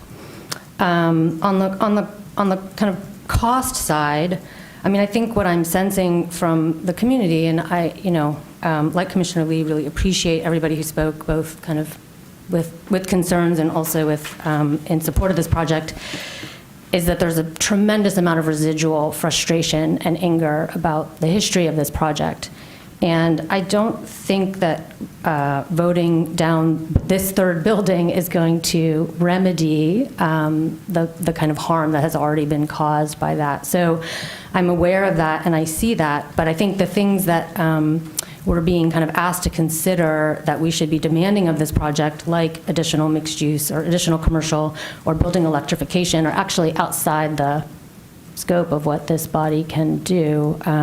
We can't require building electrification. This is not a PUD. And I think we were just given a reasonable explanation for the amount of commercial that is going to be included in this project. So I think I support the motion, but I also just want to acknowledge that I understand that there are trade-offs, and I wanted to make my rationale transparent. Thank you. Commissioner White. I think I have a couple of questions that I would like some clarity on. Mr. Garber talked about the affordable housing units, the 15, and then the additional 6, I guess, that are coming. And then Commissioner Dish asked you about it, and then you answered. Can you just clarify what you understood Mr. Garber's question to be? Because I heard him ask, where is the public money for the affordable housing? And then I didn't understand your response to that, but everybody else did, so I was confused. That's okay. So the answer is there is no public funding for the additional 6 units. For the additional 6 units, but the public funding is through the TIF have paid for the 15? Right. Okay, so you are donating or allocating as the developer the additional 6? Yes. Okay, thank you. The second question was about the sustainability via the solar panels, and obviously Commissioner Mills spent some time with you there, but again, I was confused because I think I heard you say that you weren't able to get the funding for the roof through the TIF in 2017. Correct. But then, were there other barriers to prevent you from building it yourself? Well, there are economic barriers. I mean, in 2017, I'm talking about now. I think I understood what your answer was. So the barrier now is the building's built. So you cannot build a roof on top of the parking structure to get the 30,000 square feet? No, we can't be, no. Okay. Okay. I think that's it. Thank you. Anybody else? Okay, I just have I know we can't legislate the electrification, but I would like to make you uncomfortable, I guess, is what I'm saying. Because I know we can't make you do that. I know also that you're in a unique position in that you had this go through before, and that a lot of your infrastructure was put in before, which in my mind is a different thing in some ways than other projects. And so that's part of why I'm not going to be quite as vocal as I usually would be on this, because I am aware of what it means to go through this process and the planning that is involved in order to be able to make that happen. So I'm wondering what can be done. Do you have gas stoves or do you have electric stoves? Are there ways that your hot water heaters can, I think there's a reason that Mr. Stahlberg said he's changing hot water heaters and, things like that, because that's pretty low-hanging fruit and easy to do. He did not say that he is converting all of his heating and cooling to electric in the units that he has, because that is a much harder lift to make. And I get it that, some of the infrastructure is already put in for some of those things, and likely your panels sized for certain things too, but I'm just wondering what you can do within the confines of us not being able to ask you, but in terms of making you do anything. But are there things that you can do in terms of other ways, even if it's not the heating and cooling piece, which is, I know, a very heavy lift in terms of how you structure the building and things like that, but in terms of some of the other things, are there ways that you could become more electric in terms of the what you're drawing from our system in terms of gas? Sure. Well, I appreciate the question. And we do have, for example, in the units, we use electric dryers, so that helps. They're not gas-fired. We already do that. And I did talk about how in the parking deck, we fully expect that will scale up over time, and you will see very significant amounts of EV charging in the deck over time. So those are a couple ways that we can make meaningful steps toward that. What about even from 2 years ago, there's a huge amount of press around the safety of gas stoves, things like that. I think it's a really different world than it was when you came through in 2017 with some of these things. And frankly, the whole sustainability piece, I think, has changed a whole lot since when you came through before. But I think there is public concern and public kind of curiosity and way more public acceptance of induction versus gas. And I'm just wondering, like, what are you seeing from your end, and are there ways that you could? I think it's a good question. I hope what I've conveyed, I hope I've done a good job of conveying it, is as a landlord, to be successful, we have to cater to the needs of our tenants and their desires. So we talked about the EV charging, but as that's demanded, we'll have more of it. To the extent that we were to see that the tenants were to demand the induction cooking versus the gas ranges, that's something that if there was a hue and cry to have that kind of amenity, we would do that. We haven't seen that yet. We've seen tenants that are pleased with the appliance packages and the systems that we have in the building, but for anything that we do, I mean, ultimately what the tenants really, if there's a demand from the tenants that they want something, we very strongly consider how to give it to them. We want them to be happy. We want them to choose our building over other buildings where they could choose to live. I think that's one of those things that is actively evolving very quickly right now in terms of that. I mean, just in the last year, I think there's just been a huge amount of press that was like silent 2 years ago, or very much at the fringes.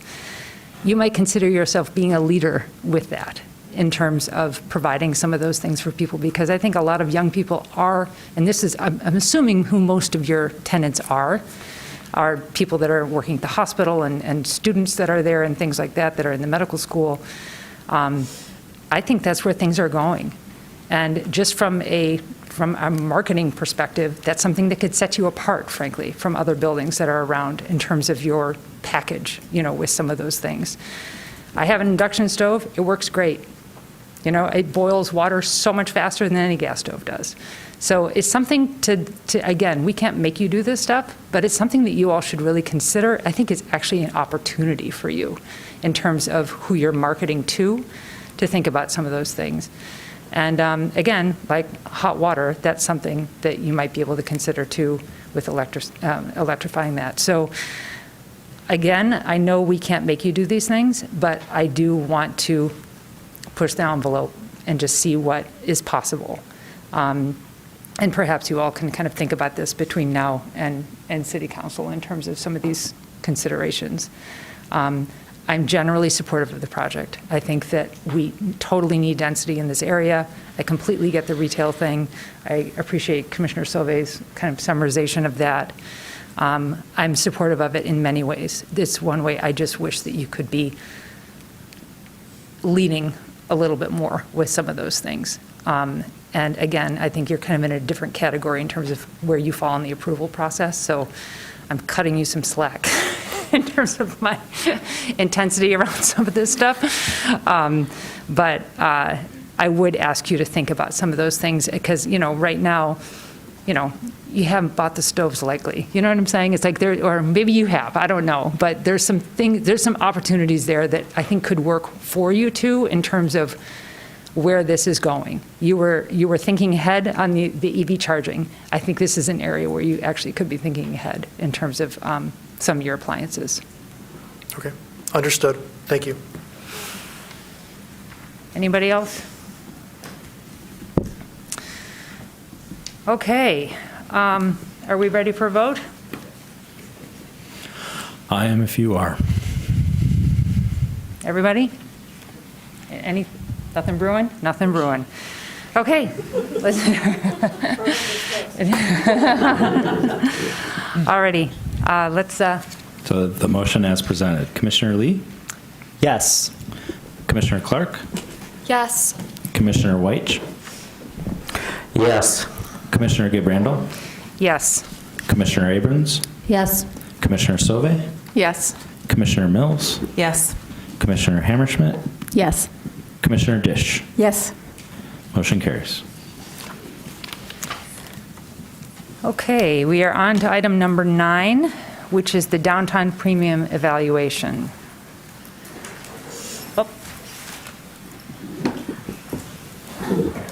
I have to recuse myself for project interest in the district area.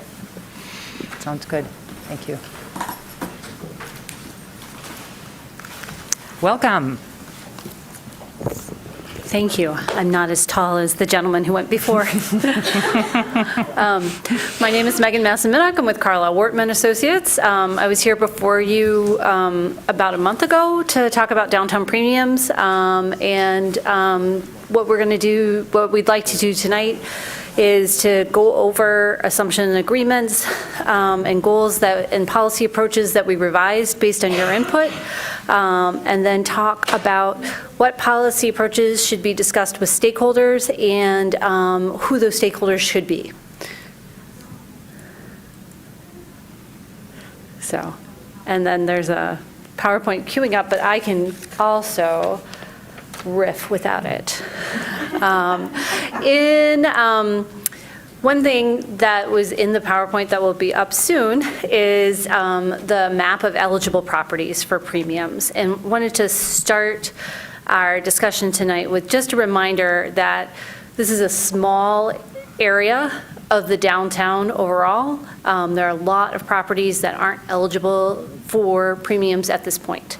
And then also last time we had talked about how zoning is a bit of a blunt force tool, and just to keep that in the back of your mind as we're going through this, because you're talking about maybe how to change that tool, but it still has the limitations in it being zoning. So I hope we can all agree to that. Okay, see nods. All right, next slide. We've already gone over the agenda. Go to the next one. This is the map. And so the brown areas and the brown and green areas are all the areas that are zoned D1 and D2. The green areas are those that are eligible for premiums at this point. And the ones that are in hatch, so they're green, but they're hatched out just a little bit, those have been developed in the past 15 years. And so when we're looking forward, probably those aren't going to be eligible for premiums because those buildings likely will not be redeveloped. Yes. Yeah, of course. Sure. Can you just quickly remind me what makes a property ineligible for premiums? Yes, absolutely. It is ineligible if it is in a historic district or if it is in the floodplain. And in terms of the floodplain, it's even if 1 square inch of it is in the floodplain. Alexis, did I miss anything? Because I know that you're the expert on it. Okay. And then Commissioner Weich has a Yes. On the floodplain, there's a lot of the city that sits in that. Yes. And is that a UDC restriction or is that a state restriction? I don't know if that's you or staff. That is. So that you understand where I want to go with the question, can we change it? Yes. Okay. It is a self-imposed restriction. All right, so we can remove it. Yes. Okay. I would only qualify that. No qualifications. Thank you. we have chosen to say any part of the site touches, you are not eligible. And I think that was a conscious choice not to put any pressure on development in the floodplain.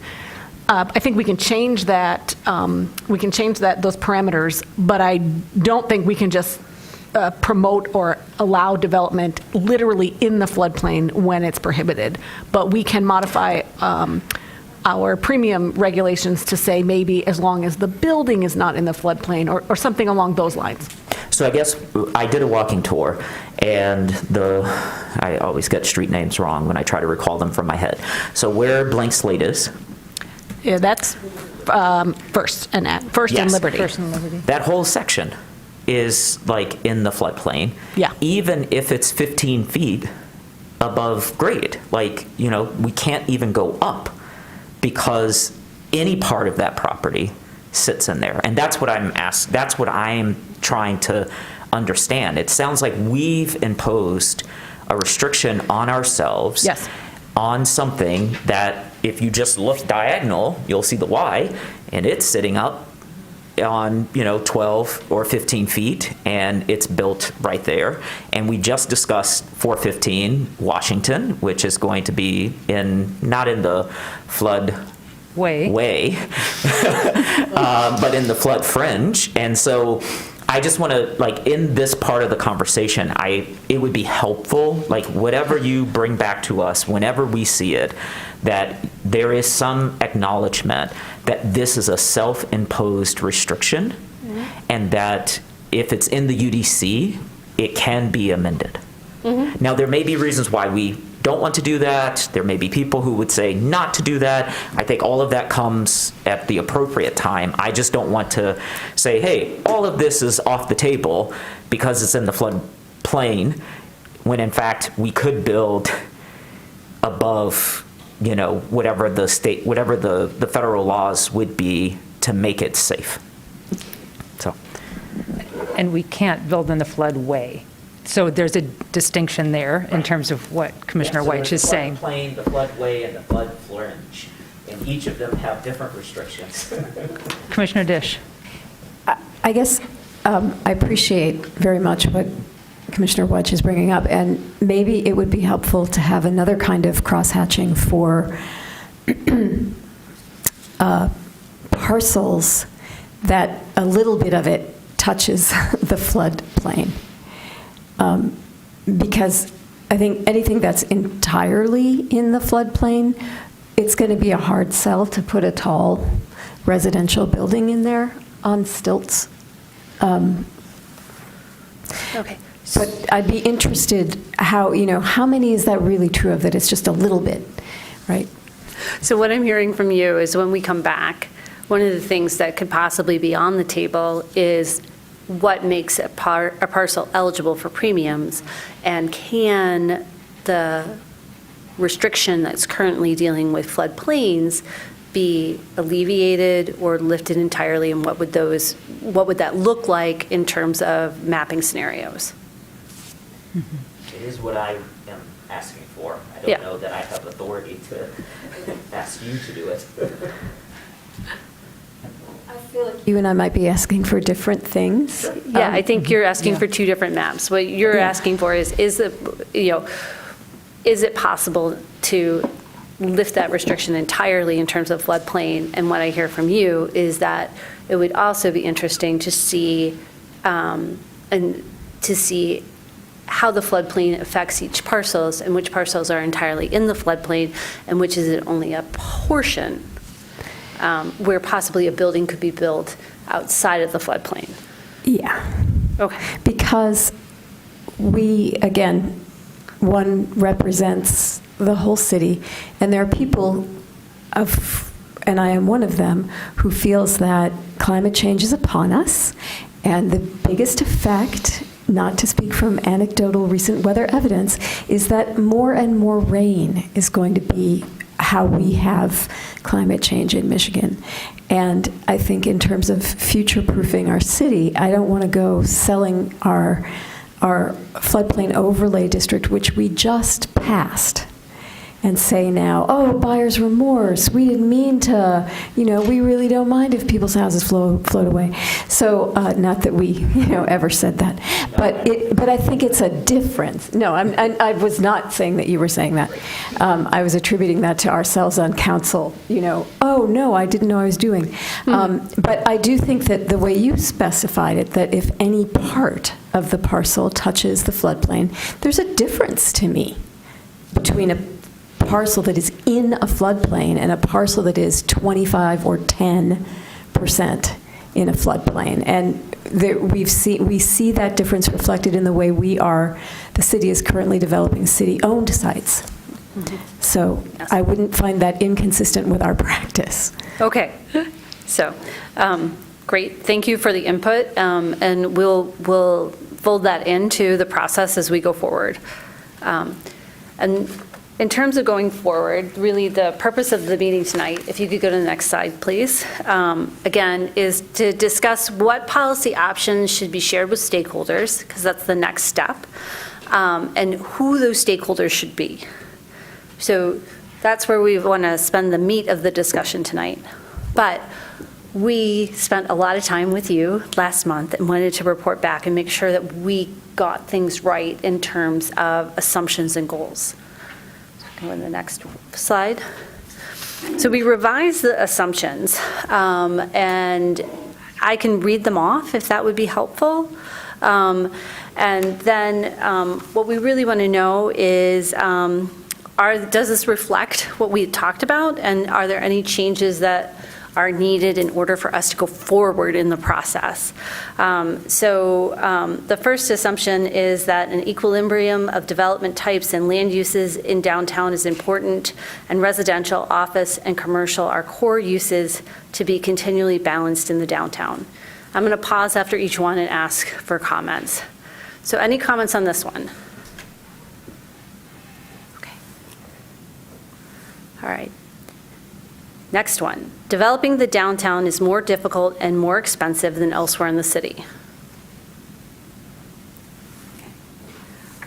Since the last amendments to the premiums in 2019, the affordable housing millage provides a dedicated funding source for necessary affordable housing, but millage funds may not be sufficient to be the sole source of affordable housing funding. And that we changed based on your input from last time. And can we pause? I thought I saw some movement down there after the second one. Is that Commissioner Lee? Did I see you? Oh, yeah, no, I'm just looking at the format. Basically, I was saying, yes, you have design review board, land is a little more expensive, staging is more expensive, so I was just saying. Oh, okay, I wasn't sure.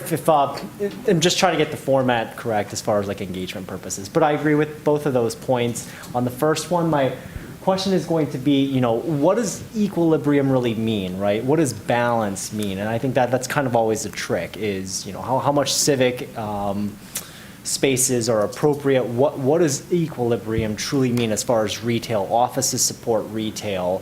A lot of the restaurateurs said, hey, we don't have the office population back due to hybrid, so we have decreased lunches. So how much residential is appropriate? So I think striking that balance, I agree with the statement. I think the assumption holds.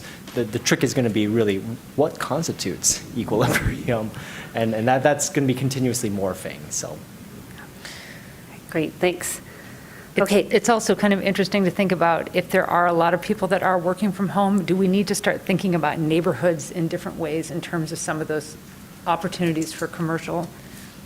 Just a thought. That's outside of what this is, but just kind of a bigger conversation for us to think about, because I know I've heard some things in California around that where like San Francisco, it's like all of a sudden the neighborhood cafe thing is getting a lot more intense use than the downtown one was, because people are wanting to get out of their homes to be able to interact with others. So again, not part of this thing, but I think it's something for us to kind of be thinking about in terms of that whole balance piece that you brought up. Yeah, thanks. All right. Assumption number 4, a significant number of properties in the downtown are ineligible for premiums.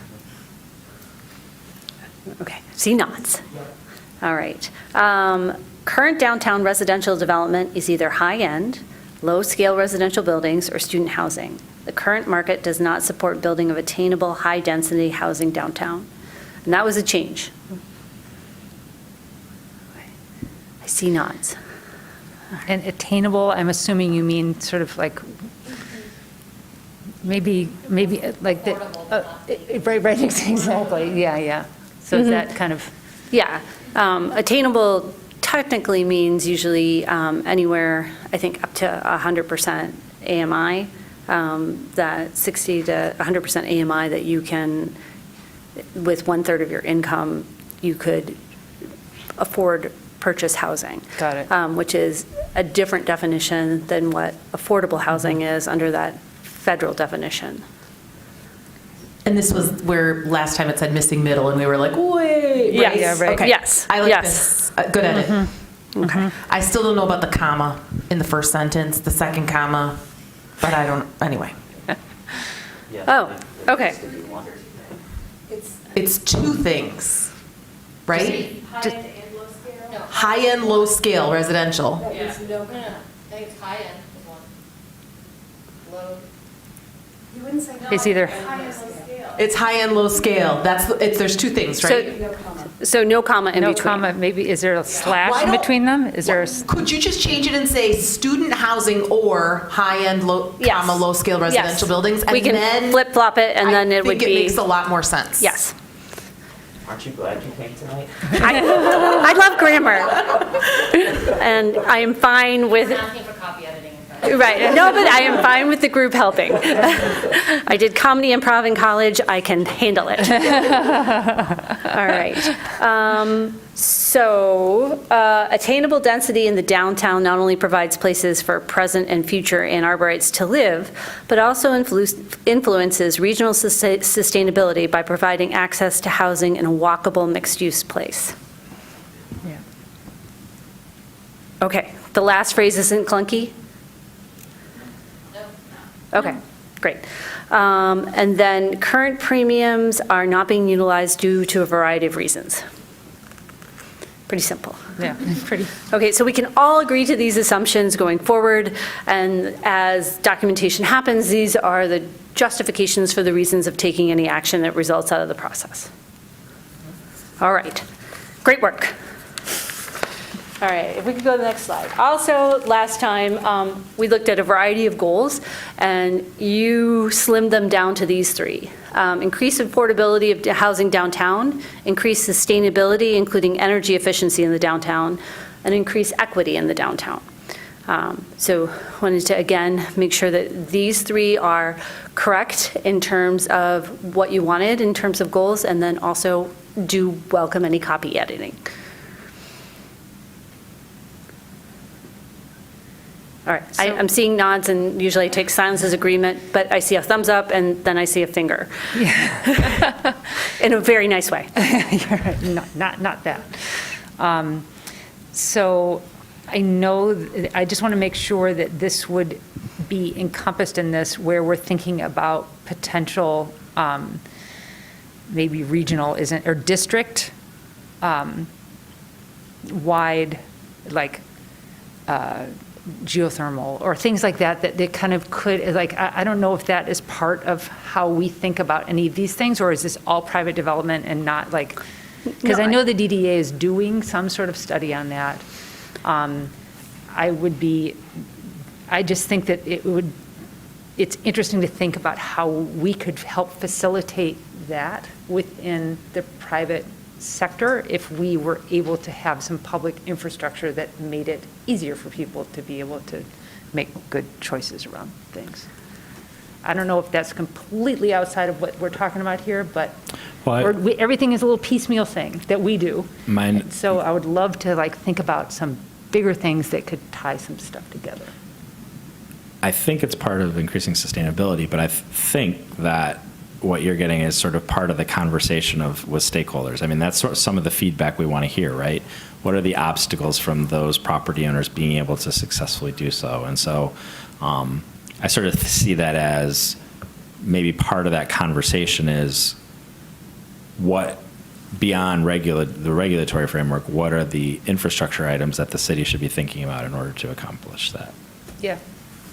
So I just want it to be kind of not what we're getting necessarily to the Not nitty-gritty of, piecemeal. but kind of thinking of how we can set people up for success. I want to jump in with a comment. I feel that your comment is encompassed in the goal. Yeah. But you have a detail of how to accomplish that goal.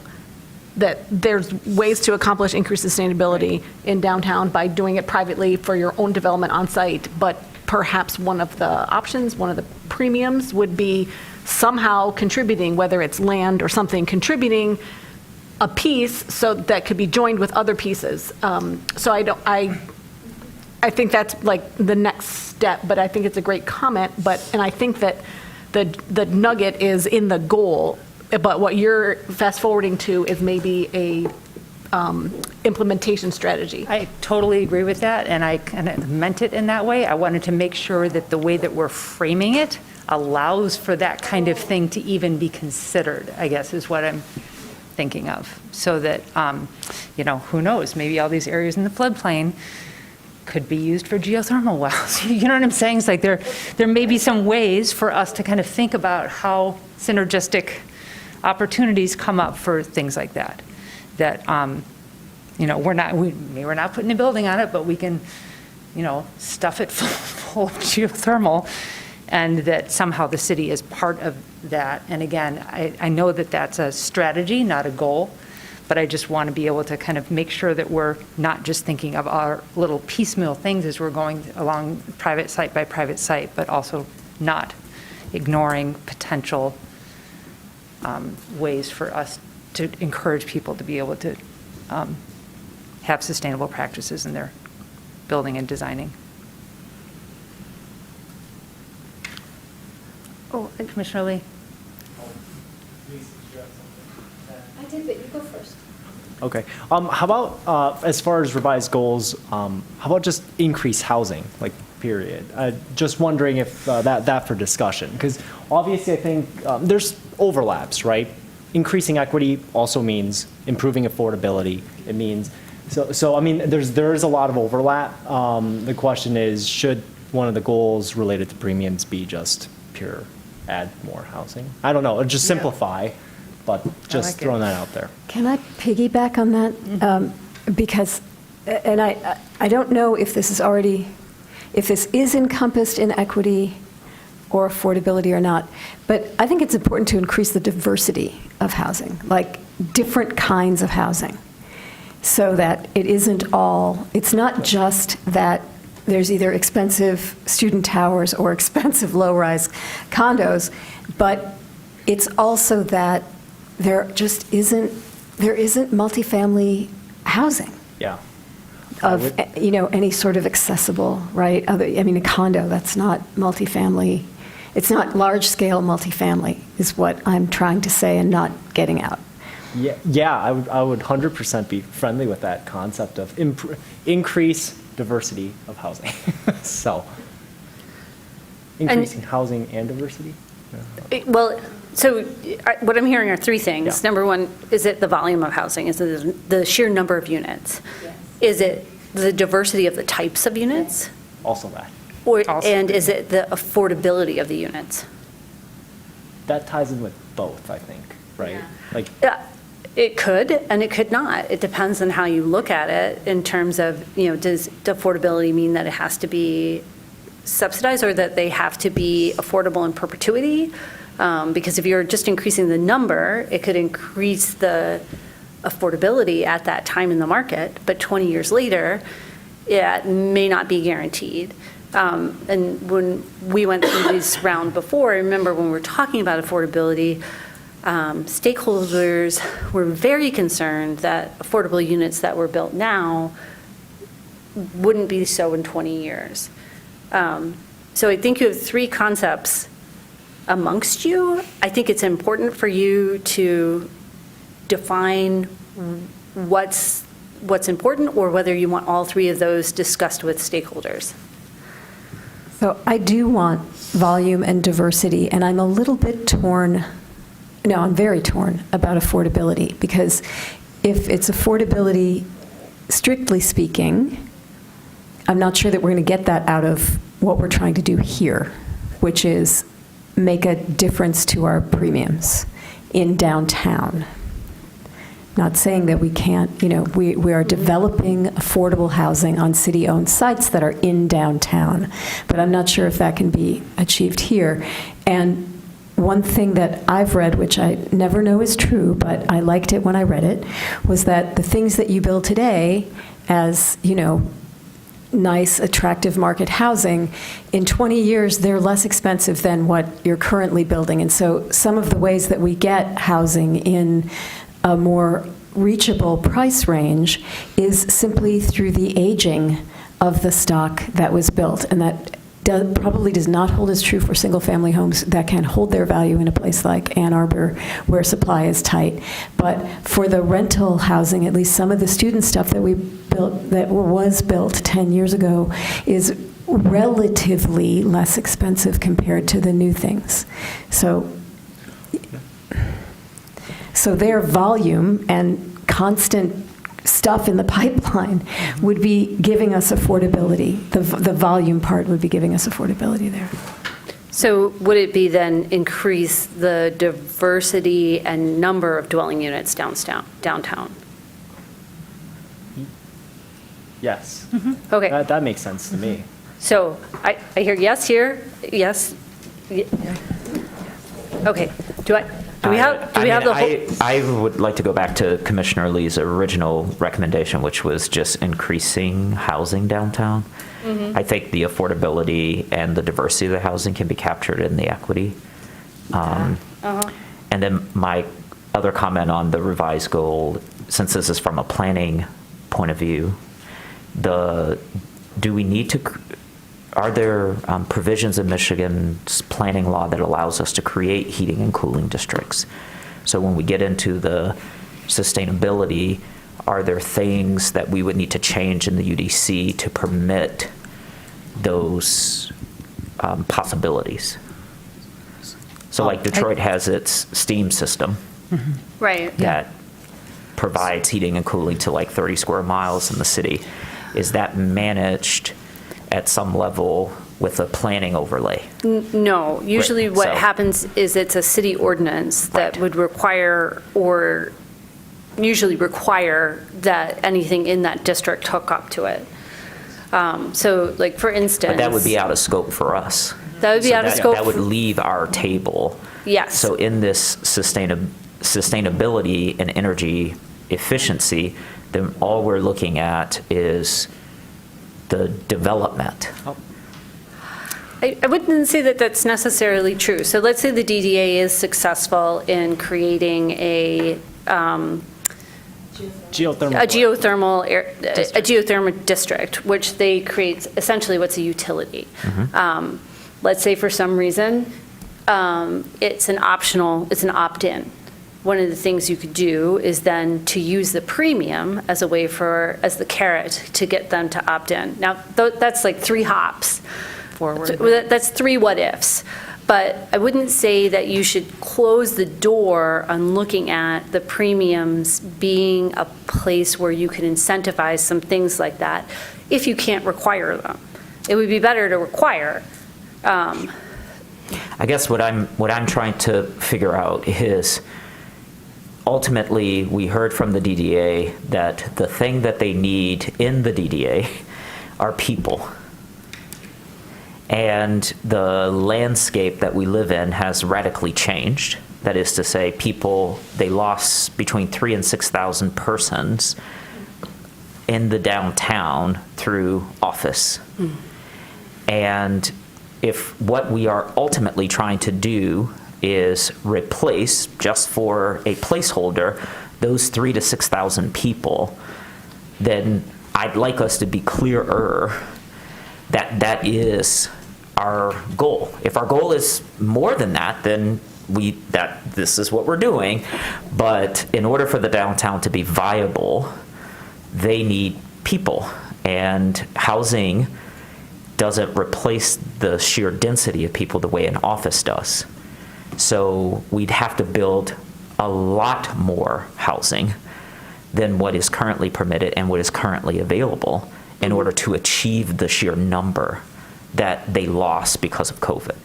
And so that's why I was asking, like, in the scope, the issue really is we need more housing. We need to be able to permit more housing downtown. And I want to be clear that that is our goal, and I feel like these other things are going to restrict us from achieving that goal, unless that's not actually our goal, to your point of what these revised goals look like. And then I'm trying to understand, like, oh, is the sustainability the heating and cooling? Because then that is inside planning, so we would say, here's a heating and cooling overlay district that is here, but like I'm trying to get rid of all of the the menu of items, because everyone continues to say that too many menu options make it difficult to figure out what to do. And I think we heard from Ms. DeLeo at a meeting where she was like, developers are confused. And they're just like, can you explain this? Can you explain this? Can you explain that? And we're now getting to a point where we're trying to permit the thing we want to do. Unless I could be over here on an island all by myself, but this is what I'm sensing, so. I think, if I may, which is probably on the next slide, like the idea of, or in the staff report, the report that you prepared for us, right? Like there was the voting results from last time, the small menu, or no incentive and just increased density.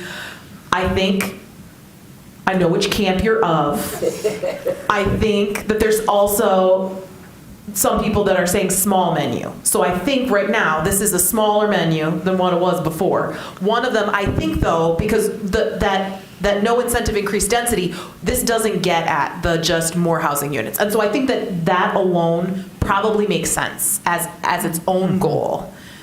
Because I think that that's one of the things that like is a goal.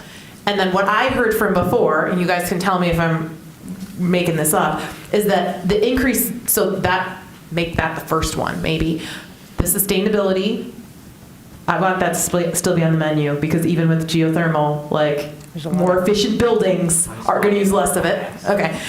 So, and then, but the third one, the increased equity in the downtown, what I heard was affordability and mix of units get us towards that, like, that can fit in there. But that's actually one of the questions that I started with is, what do we see in increasing equity downtown that it, like, I see overlap, maybe not complete overlap, but I see some overlap between that and affordability, and I'm just trying to think why they're distinct. So now, if we go towards the just more units, sustainability and accessibility, like affordability, attainability, you actually use that in the previous one. Mm-hmm. If that's what we mean by equity, then I think that those are the three things that I thought we were potentially going for here. So let me throw something out. Yeah. Based on what you said, is the first goal changes to increase housing downtown. Very simple. Second goal remains the same. And third is increase equity in downtown through accessibility, attainability, and diversity of units, and diversity of housing types.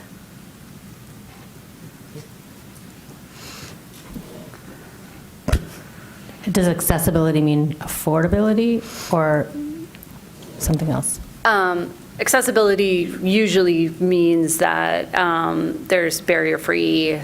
Oh, so you mean like, okay, I see. Yeah. Universal design. Okay. Do we need affordability and attainability in there? Or does attainability include affordability? And attainability usually includes affordability. It could be either, or we could take out accessibility and have affordability, attainability, and. No, I think we should leave in accessibility. Yeah. I think affordability can be subsumed in attainability. In attainability, okay. Mm-hmm. And Great. I think I'm going to just bring up what Commissioner Dish said the last time we had this conversation is you actually mentioned sort of intentional exclusion of individuals having access to the downtown. And so you were thinking of initiatives like in Grand Rapids, where they have a black business district or something like that, as we were making these changes. I don't know if you wanted to bring that forward into this part, but that was a part of what I heard you say about equity.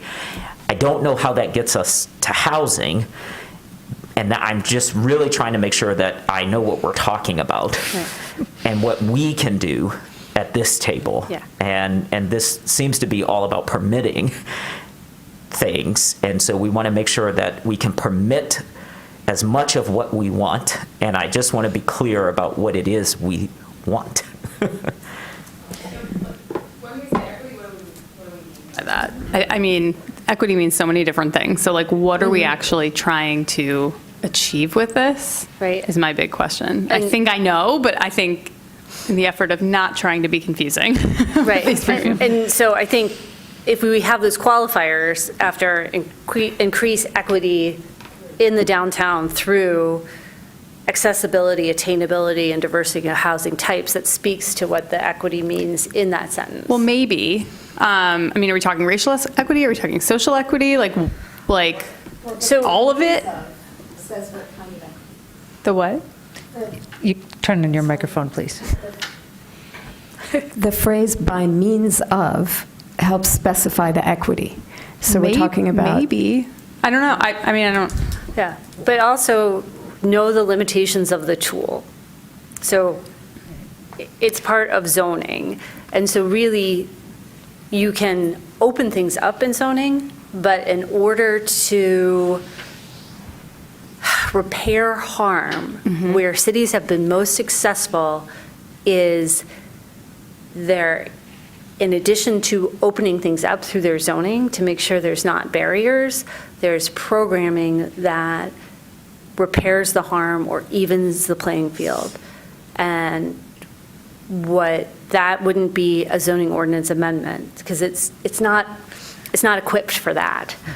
What you could do, if you felt that that was important, is as you developed amendments, you could make recommendations to City Council to say, we feel that it would be important, or to the DDA, to have programs that go along with this. I mean, so it's more about, I mean, we could say increase equity through those things you just said. We could get the exact same type of people that we have living downtown, like living in those units. So I'm just like, I'm stuck on the word equity without like qualifying it. Couldn't we also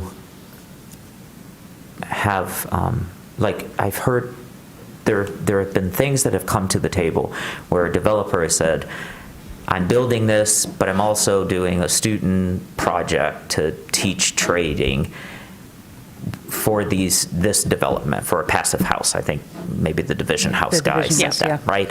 And everybody was like, oh, that's a really great thing, but I don't know how that comes into play with a UDC amendment. I could see that in the development agreement, right? Like, oh, this development is going to sponsor this program, which is a way that we get to equity because folks who have been intentionally excluded from this trade are going to learn this skill as they develop this house. And that's, sort of a laudable goal that we have. But I just don't, I'm struggling to see how we do it in the UDC. Mm-hmm. So maybe one suggestion would be to just say increase accessibility, affordability, and diversity. Whatever, and just take the equity out of it with an acknowledgement that those are the tools we have, and it's maybe more straightforward. Because we can't guarantee that we're actually gonna I'm struggling with that word. I think it's an important word. I think we need to talk about it. We would have to define it. We'd have to define what we mean by it, right? So in 1970, the city was designing 1-acre lots to exclude black people from buying. So a equity response to that is like, all right, here's how we're going to fix that. But we have to define that. And I don't think that's what you were proposing. I don't want to speak for you. No, that's not what I was proposing. So that feels like, so maybe that goes back to staff somewhere to say, how do we right the historical wrongs in our planning as we go forward so that we keep that, an eye on that, right? Like Bank of America just announced that they're helping people with closing costs in Ann Arbor because the cost of housing is too high. I was just like, oh, like that seems very practical, whether you like Bank of America or not.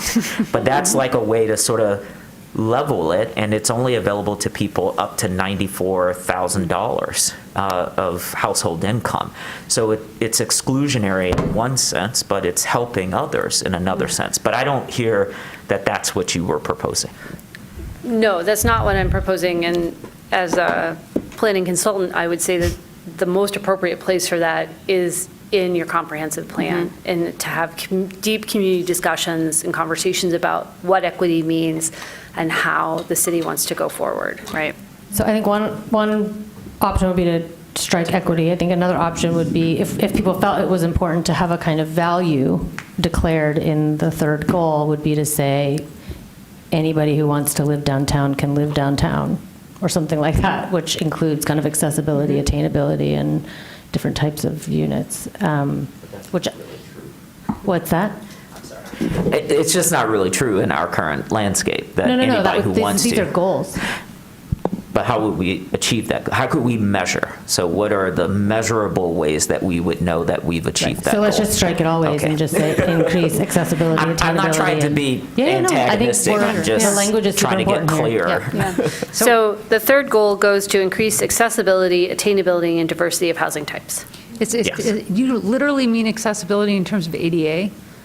Because that is already in the building Right. code. Like, we don't need to say that because it's already mandated. It's been mandated for decades. All right, It's so how like about? everything has to be there. Like, you cannot build. Is it adequate? Right. I mean, it hasn't been at the table. We've asked for additional things. The one development on Miller, we sent the whole thing back and had engineering redo it so that you could access it from the street, even though it was on that pitched hill. And where this came from was looking for universal design within units that's not required necessarily by ADA, but interiors where you don't have door jams or things like that, and the hallways are So wide kind enough. of beyond what we require by building code. Yes. Is what we're getting at? Yeah. Okay, so just so we realize, that means your units get bigger. It means it's so just, again, like, just so that we have our eyes open about what that means. It's like everybody, we all want so many different worthy goals. This is the hard part. So do we have everything be accessible and that all of those door jams are wide and all of the bathrooms are bigger so that the wheelchair can turn around? Or do we increase? accessibility. It's not to not Okay, so does that then mean that we are like saying that it has to be more than whatever, like the percentage of accessible units are more than what, I mean, I just think we need to be aware of what we're actually But I think we can asking ask for here. that. I think we could count, and then with the goal of increasing it, we could see whatever we decide, whether the count increases after we set sort of these goals. I hear you saying, like, make sure you understand what you're actually saying. And I don't think we're saying every unit has to meet a baseline standard outside of the building code. I see this as saying we want to make sure that what Commissioner Abrams said, anyone who wants to live downtown can, and that they're not just permanently excluded because of what's being built and so forth. So I'm comfortable with it, but Commissioner Mills, you're. And we can Your green always light. return to these later tonight or later in the process. Can I just? No. This is a very worthwhile conversation. I was actually going to continue it on to say, do we need to separate them out? Because if there's actually all this discussion, because those three things are different, and different people are going to feel differently about those three things that we've now put together in one goal. And so I want to name that. And I don't know that we have to solve it. I mean, you tell us if we have to solve this tonight. No, you don't have to solve this tonight. You have to But in solve your it by the engagement, end. I think that this is actually Yeah. a really important thing, because again, what we're talking about here is not any requirements. We're talking about incentives. So especially going to the next thing, I'm trying to move us along, small menu versus no menu, right? Like that's a fundamental thing. And if I'm guessing that the universally accessible thing would be done in a different way, like how you would do that, than a mix of units or affordability or attainability, if you will.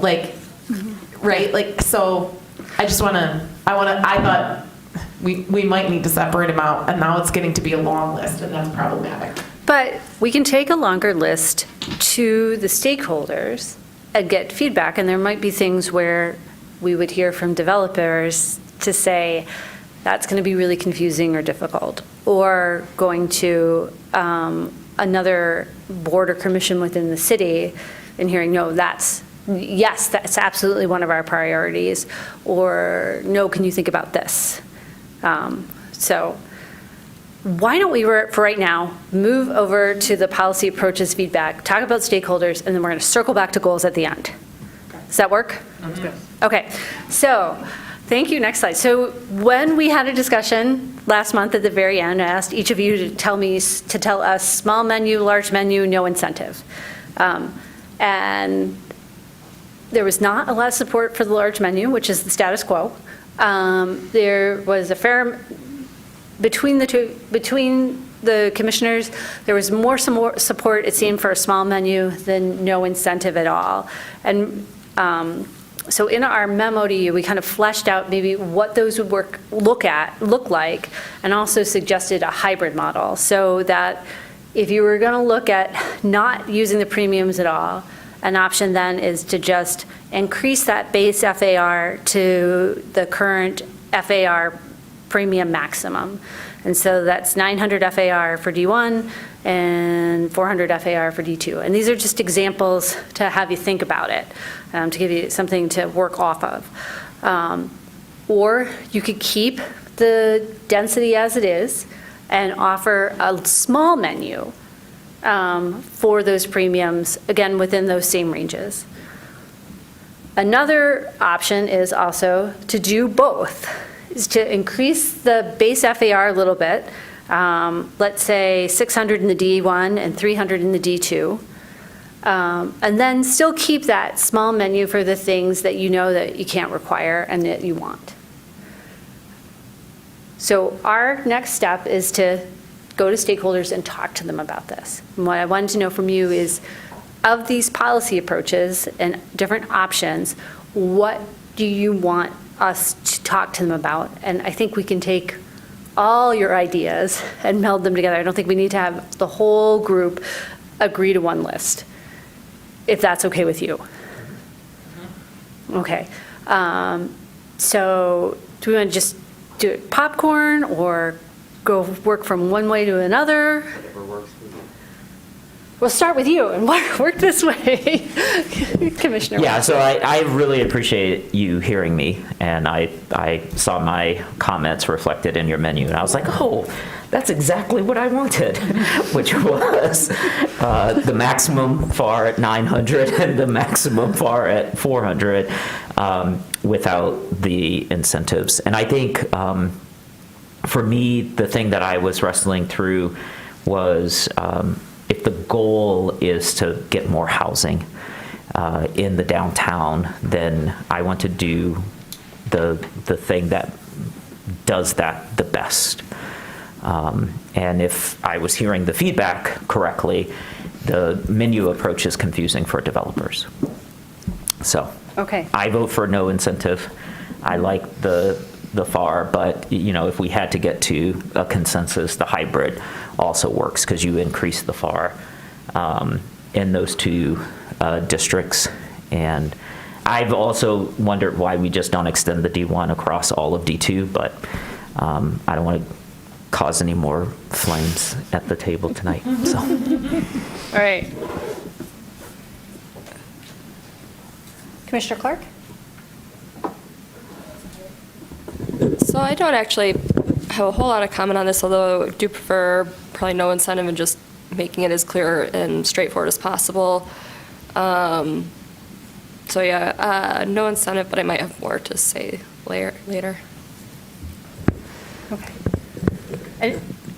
Any particular question for both Commissioner Weiche and Commissioner Clark that you would want to ask to any one of the stakeholders? I mean, I heard, and I asked the DDA this, I heard developers say they don't want to build affordable housing for the city. So is that true? That they want that done through a TIF or through the millage or as a city process? They don't want to be responsible for doing that. I think a more clarifying thing to say would they don't want to manage it is a big piece of it. No, it was, what I heard was stop asking developers to build your affordable housing. So can I just kind of build on that question? I guess my question would be to stakeholders, like how much does having them subsidize developments raise the cost of other units?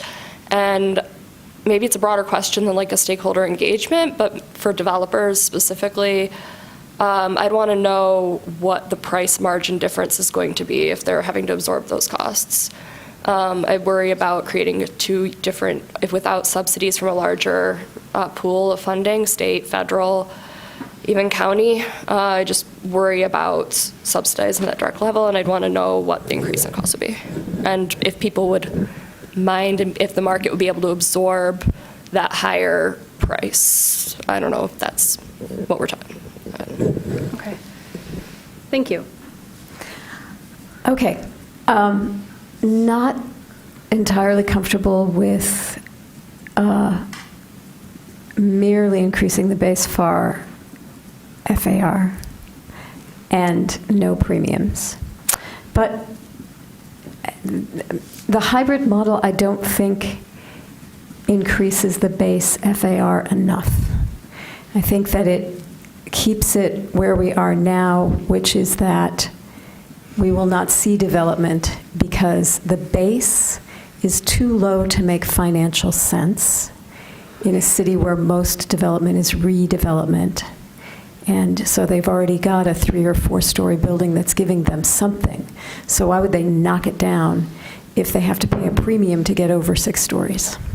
So at what point does the base FAR make financial sense? Yeah, I'm starting to get really close to the current premium, but I mean, I would think, I would like to see it increase to 700 or maybe even 750. Can you do that, 750? You could do 712. I could. Fabulous. But I would also suggest that this would be a great, to your point, this would be a That great question. might be a stakeholder question. Where would you need us to put the base FAR so that you weren't just, so that you could still be enticed by premiums but not just stalled, right? So that would be a good question. That's what I'd like to hear. I'd like to hear how they'd craft the hybrid model.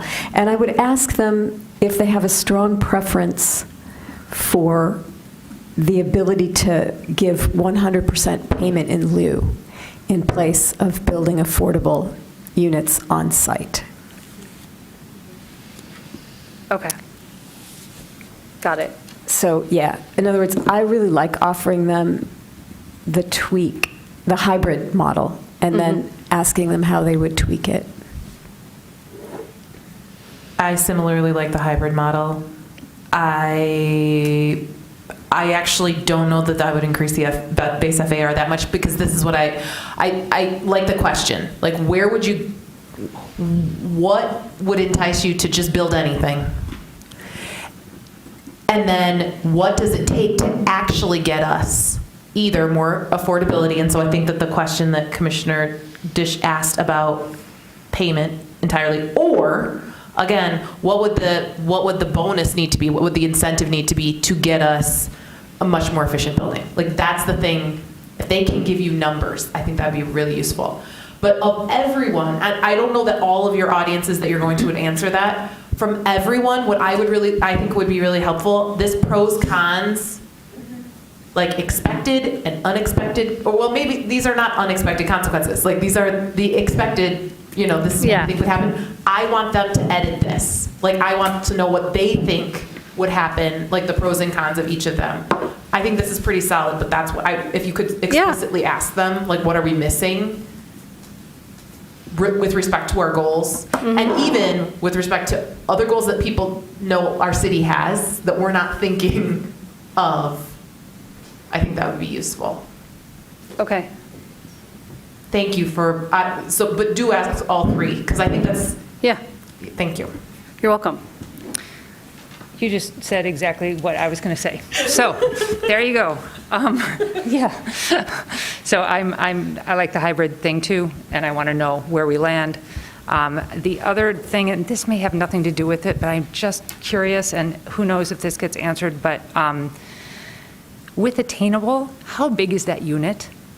I'd just be curious, like, is that a 500 square foot unit? Is that a 400 square foot unit? Like, for the kind of like what, our average median income, what is the size of that? I just want to, like, is there a way that FAR is one thing? Can we say units or unit size or some other way of thinking about it so that we can get people to make smaller units or things that aren't just the 5-6 bedroom business or the 2,000 square foot luxury business? So that's asking somebody to run numbers for you. I don't know if that's something that you can do for us or not, Commissioner Lee, if that's like your wheelhouse or not. But that would be an additional question that I would have, because that's what that's part of what I really want, is to figure out how to get regular people to be able to live downtown. Okay. Like people that are like in this community, so that it's like anybody can live downtown, like you're. Yep, that's diversity of housing type. That's diversity of housing Yeah. type to me, you know, Mhm. yeah. Housing units, yeah. And then so if we have some sort of baseline for now, anyway, then we know, maybe we want to be able to incentivize even smaller, so that people who aren't just in the average can also have a chance too. I think like right now, what I see from my other life outside of Planning Commission is that the math seems to work better for the luxury condo thing. And so I want to know how we can make it better for people to not do the luxury condo thing. And so whatever tools we have to be able to make that happen. Great, thanks. I guess I would add, I know we're not talking about who the stakeholders are yet, but I feel like most of these questions are directed at developers, which I think is only one of the 8 groups. So I would maybe just encourage us to think about questions we might have for the other potential stakeholders, which would be like DDA or Housing and Human Services Advisory Board, Housing Commission, et cetera. I am interested in both the no incentive and the hybrid model. I think I am not quite sure how the no incentive model achieves the goals that we just were hashing out. So I guess that's my concern. And then I'm wondering why, or can we talk about going higher than 900 and 400? I don't see that on the table. Like, is there a version of the hybrid where we increase to 8 and 4 and then offer premiums? Yeah. For 1,200 or whatever? Yeah, Okay. It just seemed like everyone was talking about 900 as the ceiling, and we have to kind of move within that. 900's my base. 900 is your base, okay. Yeah, and that was also a facilitator trick, not to rock the boat out of the gate for the Okay, but it's discussion, on because the then table. we could That's just on talk the about that and not the That's other on things, okay. yeah. Okay, I don't think I have anything else that I need to add then. Okay. I had similar thoughts about how the no incentive option would meet either of the other 2 goals besides increasing housing. So I think for me, I like the hybrid option, but I'm not going to say anything new. I'd want to hear from stakeholders, like, what are the premiums that would actually convince you to take advantage of being able to add more FAR? Like, what are the things that you would be willing to do? And I think understanding like the numbers will really help. I think you had said this before, we talked about it when we were talking about the goals, but if you're planning on sharing the goals to sort of bounce them off of the stakeholders, I would love for them to try to prioritize them. It would just be interesting to see, like, forced to prioritize these things, because we cannot have everything. How would each of these different groups? How would you prioritize them, Commissioner Hammerschmidt? I don't know. No one's asking me. I'm asking you right now. Well, I don't know what the 3rd goal is yet. I don't know what we landed on, so I'm afraid that I can't. Seems kind of unfair, doesn't it? Yeah, I don't know. I mean, it's a hard question. I want to know what these stakeholders say, because I don't know what I would say. I want it all, and I can't have it all. I was thinking of a similar question when you started this, and I guess one of the observations I will just have is that I get the balance of the things that we desire as a community and the things that we can't require as a community. But I think to a person at this table, we want more housing downtown. And I would just observe that it's interesting that we would, in what circumstance, if that's our goal, would we require an offset for that? So that's taking the small menu off the table. So only talking about the 2 options. I think it is maybe bifurcating the goals. To what extent is housing a goal here? More housing is big goal. Diversity of housing, maybe that's a sub goal. Maybe sustainability is a sub goal. So it's not to go aside on this conversation, but I think it's just an observation that I'm hearing, that when we come back with this feedback about what's viable and the like, just another observation that sometimes communities get caught up when they have a land asset and they want to offer that to the development community through an RFP or something to that effect. And a lot of times communities can start trying to solve every problem. I think you heard some of this with the 415 West Washington. And this is not that far from that. If we don't provide options and we require layers, we are doing that same thing. We're going to be layering requirements that we're probably not going to get any of the things that we desire. So I don't know. I am hearing housing, and I'm hearing that elevated in a higher outcome desirability than even potentially sustainability and diversity of housing.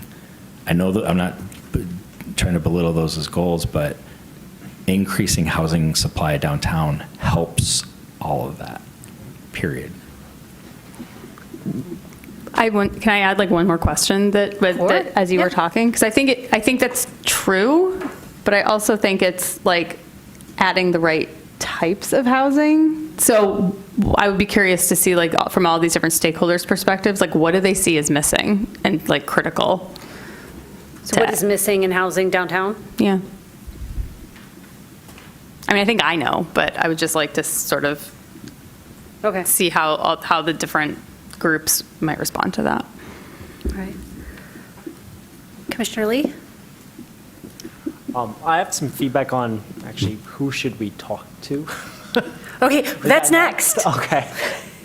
Gotcha. And I think the conversation's great because it always brings me back to planning school and Planner's Triangle, right? We have to balance economic development, sustainability, and social justice. And those are the three themes that we are consistently kind of revolving around. And my question is premiums only limited to FAR, or can they be temporal? And in the past we've talked about like expediting reviews or something along those lines. I don't even know if that's legal, like where you prioritize, where everything should be given kind of like just, time and review. So are there other dimensions that are valuable which could be used to induce certain, so not just density, because I think we all want density to a certain extent, right? And there is a diminishing return after you hit a certain height. So for example, stick-built, 5 stories, 120 to 150 bucks a square foot. That's kind of where it ends. You get to podium with stick on top, you get one with maybe up to 6. And so you have, and that's probably like 160, 170 a foot. And then you get to light gauge steel, you can now get to 10 stories. So there are these kinds of like specific segments of costs and returns that you can hit. But then there's also, again, areas where you have diminishing marginal returns. So you get into type 1A construction, you want to go up super high, but now you have to have a lot more costs associated with that. So I'm wondering if it's not, if we're only hyper-focused on FAR and if there's different areas of premiums that, again, like, hey, I don't know, fees. I mean, we talked about fees when it came to U of M credit union, or we talked about, so I don't know if speed, cost, those kinds of things can be considered in the premium discussion.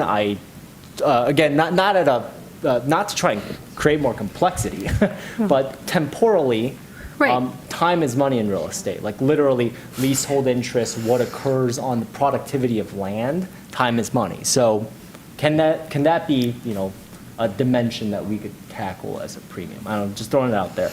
I think that's an excellent question to ask. Yep. Yeah, I was just going to say, I think I agree. I think that's something that you could incorporate into those stakeholder conversations.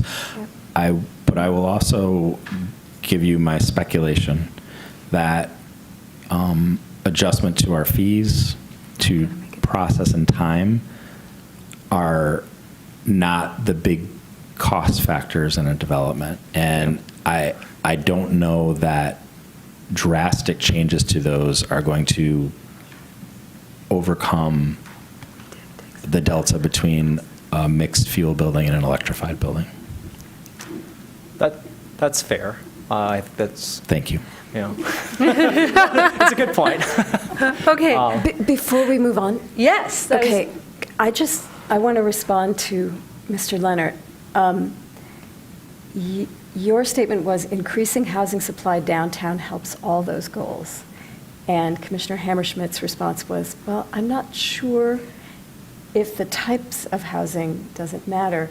And I want to underscore that I really do think that that's a question that we're wrestling with, which is a meaningful one, because I hear all the time that residents are really tired of the student towers going up downtown. And I think that the market would be inclined to give us all those. They would give us a lot of those, wouldn't it? Or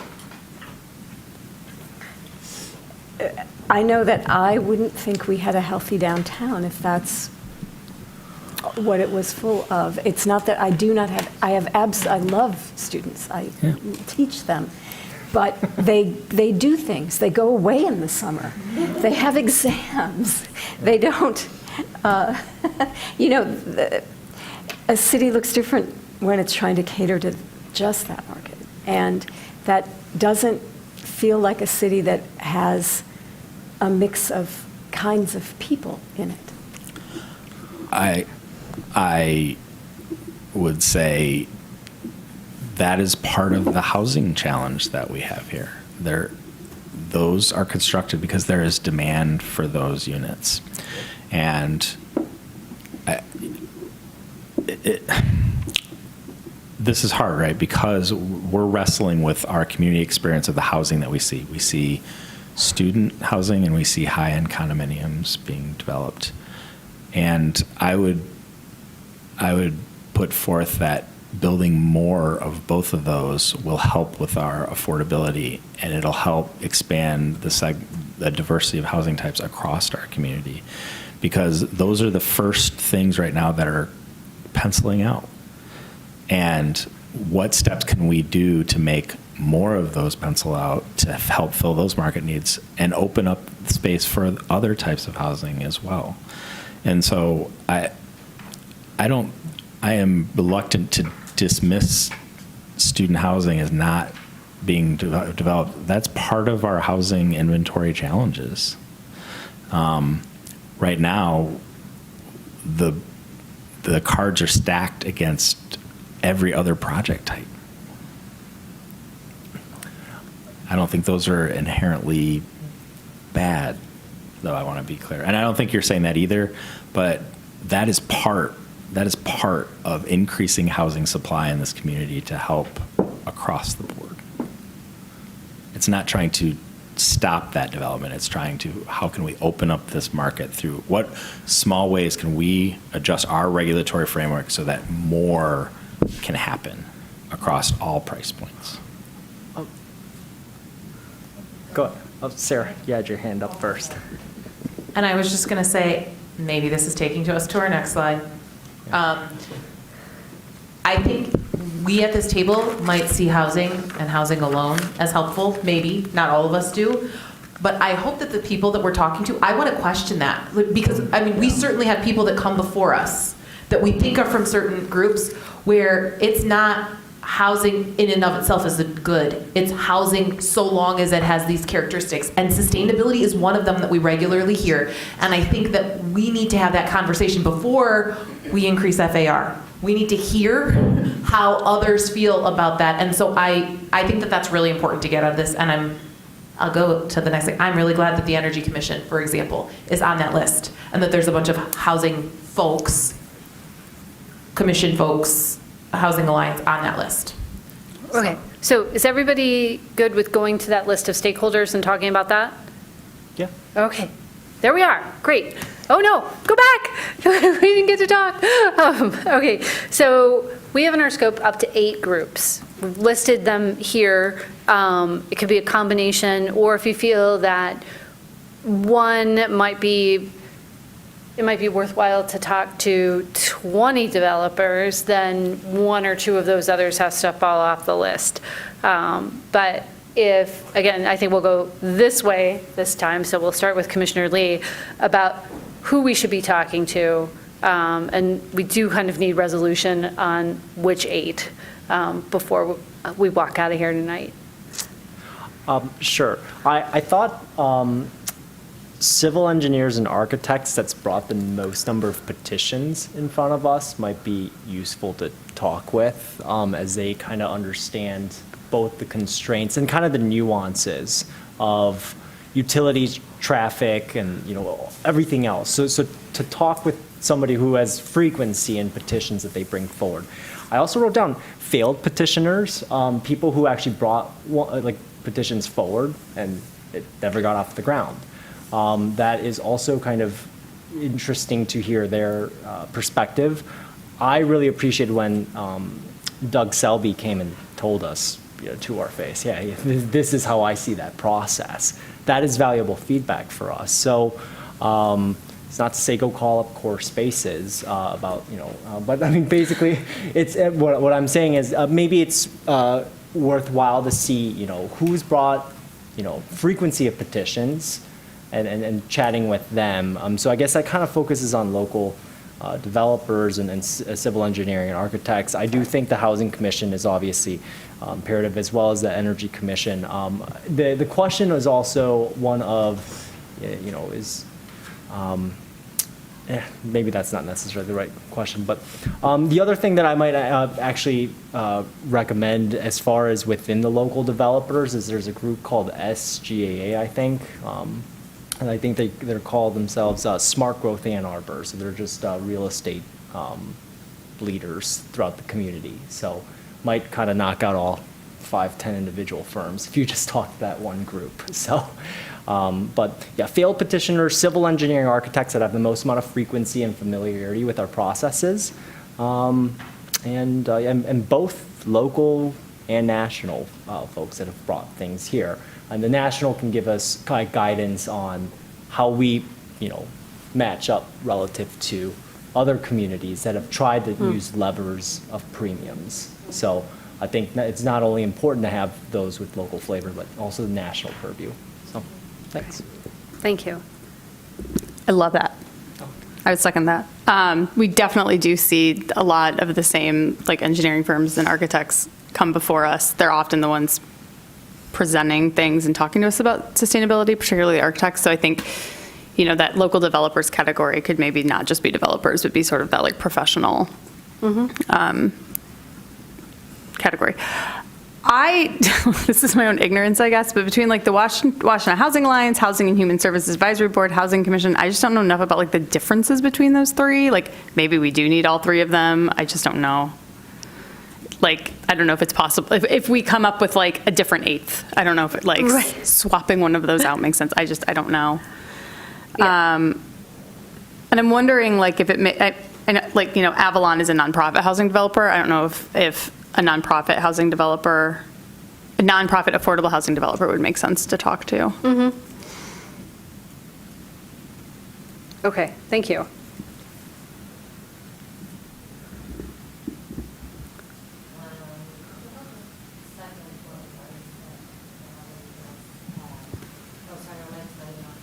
I'm going to second what was already said. I don't think I have anything else to add. Thanks. My only, similarly to Commissioner Abrams, the only thing is whether the Citizens Advisory Council of the DDA and the DDA, I know this is about downtown, so you're trying to figure out kind of, we used to have representatives of them come forward to us quite a bit, and we just haven't had that. And so I don't know if they're still actively meeting and things like that. Are they? Yeah, they did.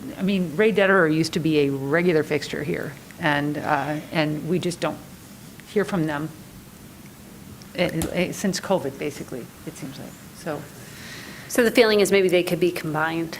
Possibly, yeah. Okay.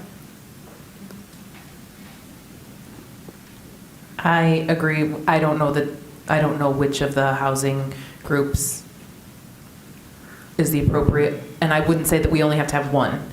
I was actually thinking, I don't think the Environmental Commission is the right thing. I think this is an Energy Commission thing, but I was thinking if there's something similar, like a couple of different flavors of kind of environment, but 3 might be too many.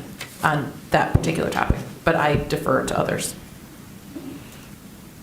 So I did want to suggest maybe if Washtenaw Housing Alliance and Housing and Human Services Advisory Board could be brought together. I think Housing Commission is both a developer and it does so many things that I would keep it. It seems to me like we doubled the local developer category because of the things that were put into it, which I think was valuable. So we do need to take some things off.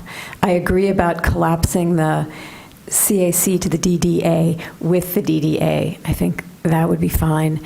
So I've offered two ways of collapsing, one way of expanding. The other thing that's not here that might be important is the Renters Commission, but I would take advice from staff on that, only because they are relatively new. Now, they represent a group that is 50% of the city and is a very internally diverse group, certainly, and whose needs are not necessarily being wonderfully met. But they're new, so I don't know how well they've gelled as a deliberative body, and so it's all, but they are, it's important. Their representation is important. I mean, you could just bag city council. I mean, I really think you could. They will have their chance to give input. Okay. And you want to talk to stakeholders. There aren't a lot of city council members who pay enough attention to actual nitty-gritty of development. So I was glad to see a nod. I thought that was going to light people's hair on fire, as we have heard. So I guess I would also like to hear from professional groups that represent a more diverse group that haven't been included in our developments. I'm going to suggest the organizations like the Urban League of Southeast Michigan, Michigan Minority Contractors Association, Capital Impact Partners has their Equitable Development Association, CDEM, the Community Development Association of Michigan.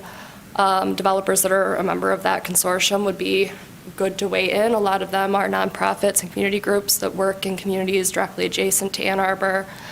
It would be interesting to know why more people aren't getting a piece of the development downtown, like why. And I think that I just want to make sure that along with stakeholders that have been petitioners, that people that have been excluded from being petitioners would be really useful to hear from. And I also think they might have some insight to the market, demand, and things that we might be overlooking. So I'd really like to see those associations or some, combination of professionals in that section.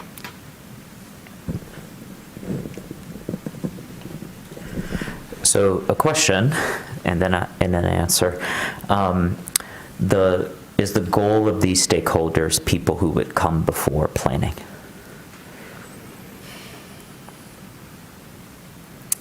Yes and no.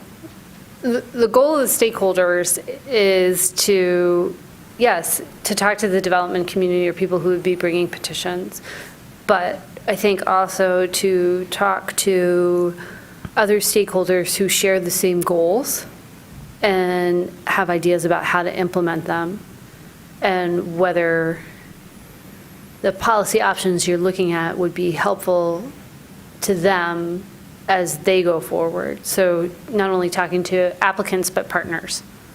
Because I think the nature of the question for me is then, as I look at the list that you have, my screen is flickering, if you're wondering why I'm turning. The people that I see missing are the people who aren't downtown. So those are the renters, those are the people who want to live here but can't. And I don't know that they belong to an association that you can contact to reach them. So for the Washtenaw Housing Alliance, that gets everybody who is doing supportive and affordable housing in the county. So Avalon, to Commissioner Hammersmith's question, would be subsumed inside the Housing Alliance. And then on the Housing and Human Services Board, you're going to get a cross-section of Ann Arborites who either rent or own, but are aware of the housing needs and how the availability and the lack thereof impact.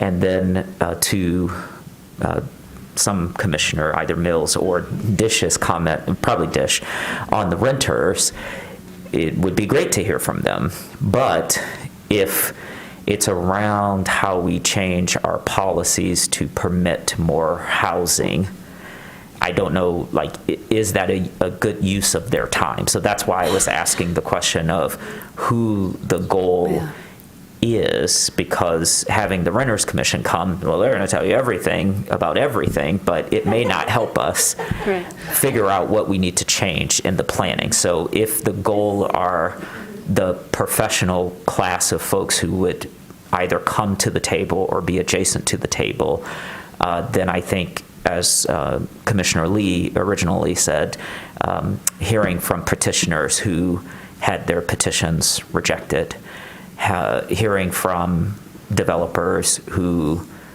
because of how difficult our process is for permitting or building, decided not to. I would love to sort of hear from them. And even with the earlier petitioner, I was going to ask, like, why do you keep developing in Ann Arbor? This seems kind of onerous and difficult, and you've been around here at this table for 6 years. Why are you back here again? And I think it was to Mr. Leonard's comment that, you know, student housing or adjacent student housing is what pencils right now. And so that's why we're getting a lot of those, or the high-end $1 million condos, because they work. So it's a mixed bag from me, but if you give me more clarity about, like, I want to talk to the people who are going to be impacted by the decision that we make, that might change my recommendation. And then my question back to you is, we're acting as your proxy to go out and talk to stakeholders. So what information do you need to hear from which stakeholders in order to be better prepared to make decisions about this policy change? So again, if I think my answer is our goal to build more housing? Because if our goal is to build more housing, then I want to talk to the people who build housing. Okay. But I'm hearing a mixed bag from the table. You know, you have the Energy Commission here because of sustainability, because that's a sub-goal. You have all of the housing supportive services folks because affordability is a sub-goal. You have people who live in the DDA because the DDA is sort of the umbrella for this area. So you want to make sure that we're hearing from them. So that's your three sort of groups, and then everyone else is who builds, because the Housing Commission builds. Right. The Washtenaw Housing Alliance members, they build. I think it would be religious groups as well, because they're building, and they're building in the downtown. We just had the Treasure Mark that just changed hands, and you're going to have a church that builds in Carytown. So like, where I would just say we want to talk to as many builders who are interested in the downtown as is possible. But again, I think it changes depending on, like, what is our actual goal. Yeah. Okay, so to summarize what I've heard, and I think I have it down to 9 groups, is number 1, take city council off the list. Combine the DDA and the Citizens Advisory Council into one group, so that's 1. Washtenaw Housing Alliance is 2. Housing and Human Services Advisory Board is a different one. 3. Local developers, and included in that is also civil engineers and architects. Housing Commission, Energy Commission, the Renters Commission, and then as the 8th, I think the failed petitioners is really interesting. Maybe that can be part of the developers group, but We should count the developers group twice, because I really think we Right. And I take, Can you put your, yeah. My gosh, I forget about the people at home. I take Commissioner Weitsch's point that maybe not the Renters Commission. I don't know. How did others respond to that? That's a good point. And I think in terms of the ones that didn't work, I'm going to leave it up to staff, because I'm sure you all know, there's people that come through, there's like, that was a stupid idea, that's never going to fly, right? And then there's the people who are like, wow, that was a great project, and it didn't work because of some whatever it is. And I'm sure you all have those in your pocket of things that have happened. Yeah, I was over the going to last suggest year. we can just try to identify a couple of those examples as part of that development community. Probably maybe some that just never proceeded for Right. bears, and some that were approved and never got built. Right. I just wanted to throw out there too that I guess I would want stakeholders too that have a breadth of experience in policy and development and from an equity and impact lens. And I just am going to throw out there really quick that, like, for example, CEDAM, I think there is a tendency to overlook experience with this in other areas and developers, that there are developers that have wanted to come here. And, like the number one goal listed on CEDAM's agenda is expand accessible, affordable, quality housing options for all Michigan residents. Their second one is strengthen programs that promote inclusion. And then locally, so I just think that there's a lot of overlapping goals there, and that stakeholders going to them and saying what policy recommendations have worked, what exclusions would be a really good idea. They were actually the one that I was going to mention ninth and come in. So I think if folks feel like the Renters Commission, maybe we take that off the table and talk to CEDAM instead, because they also have a breadth of policy across the state, and know that affordable housing community development context within planning and zoning laws in Michigan and what other communities have done. I'll make it quick. On the professional advisory side, maybe ULI or USGBC or something along those lines. But if you feel like you got it covered on the professional advisory side, that's fine. The other one I was going to throw out there is something like the Main Street Association or the State Street Association. While they're not necessarily the ones using premium levers, right, because they're not the builders, but they are the aggregate of business owners and operators, and the ones that kind of give vitality to the DDA, and they make their livings there. So their value sets and voice, I think, is also a helpful balance, so that we're not just hearing from the people that have to use premiums, but rather the folks that may either benefit or have direct kind of feedback as to what they'd like to see.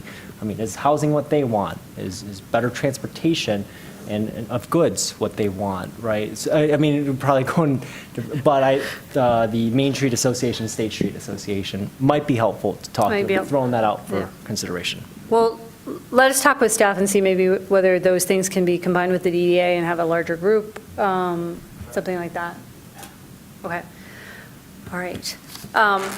Well, the next steps is for us to go off and consult with these stakeholders, working with your staff, and then coming back to you. So I would expect us back probably sometime in July-ish?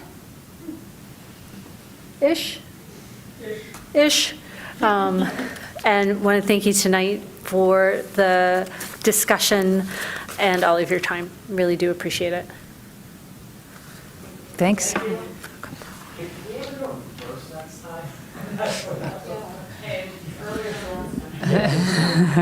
Paying customers first. Customers that we pay for second.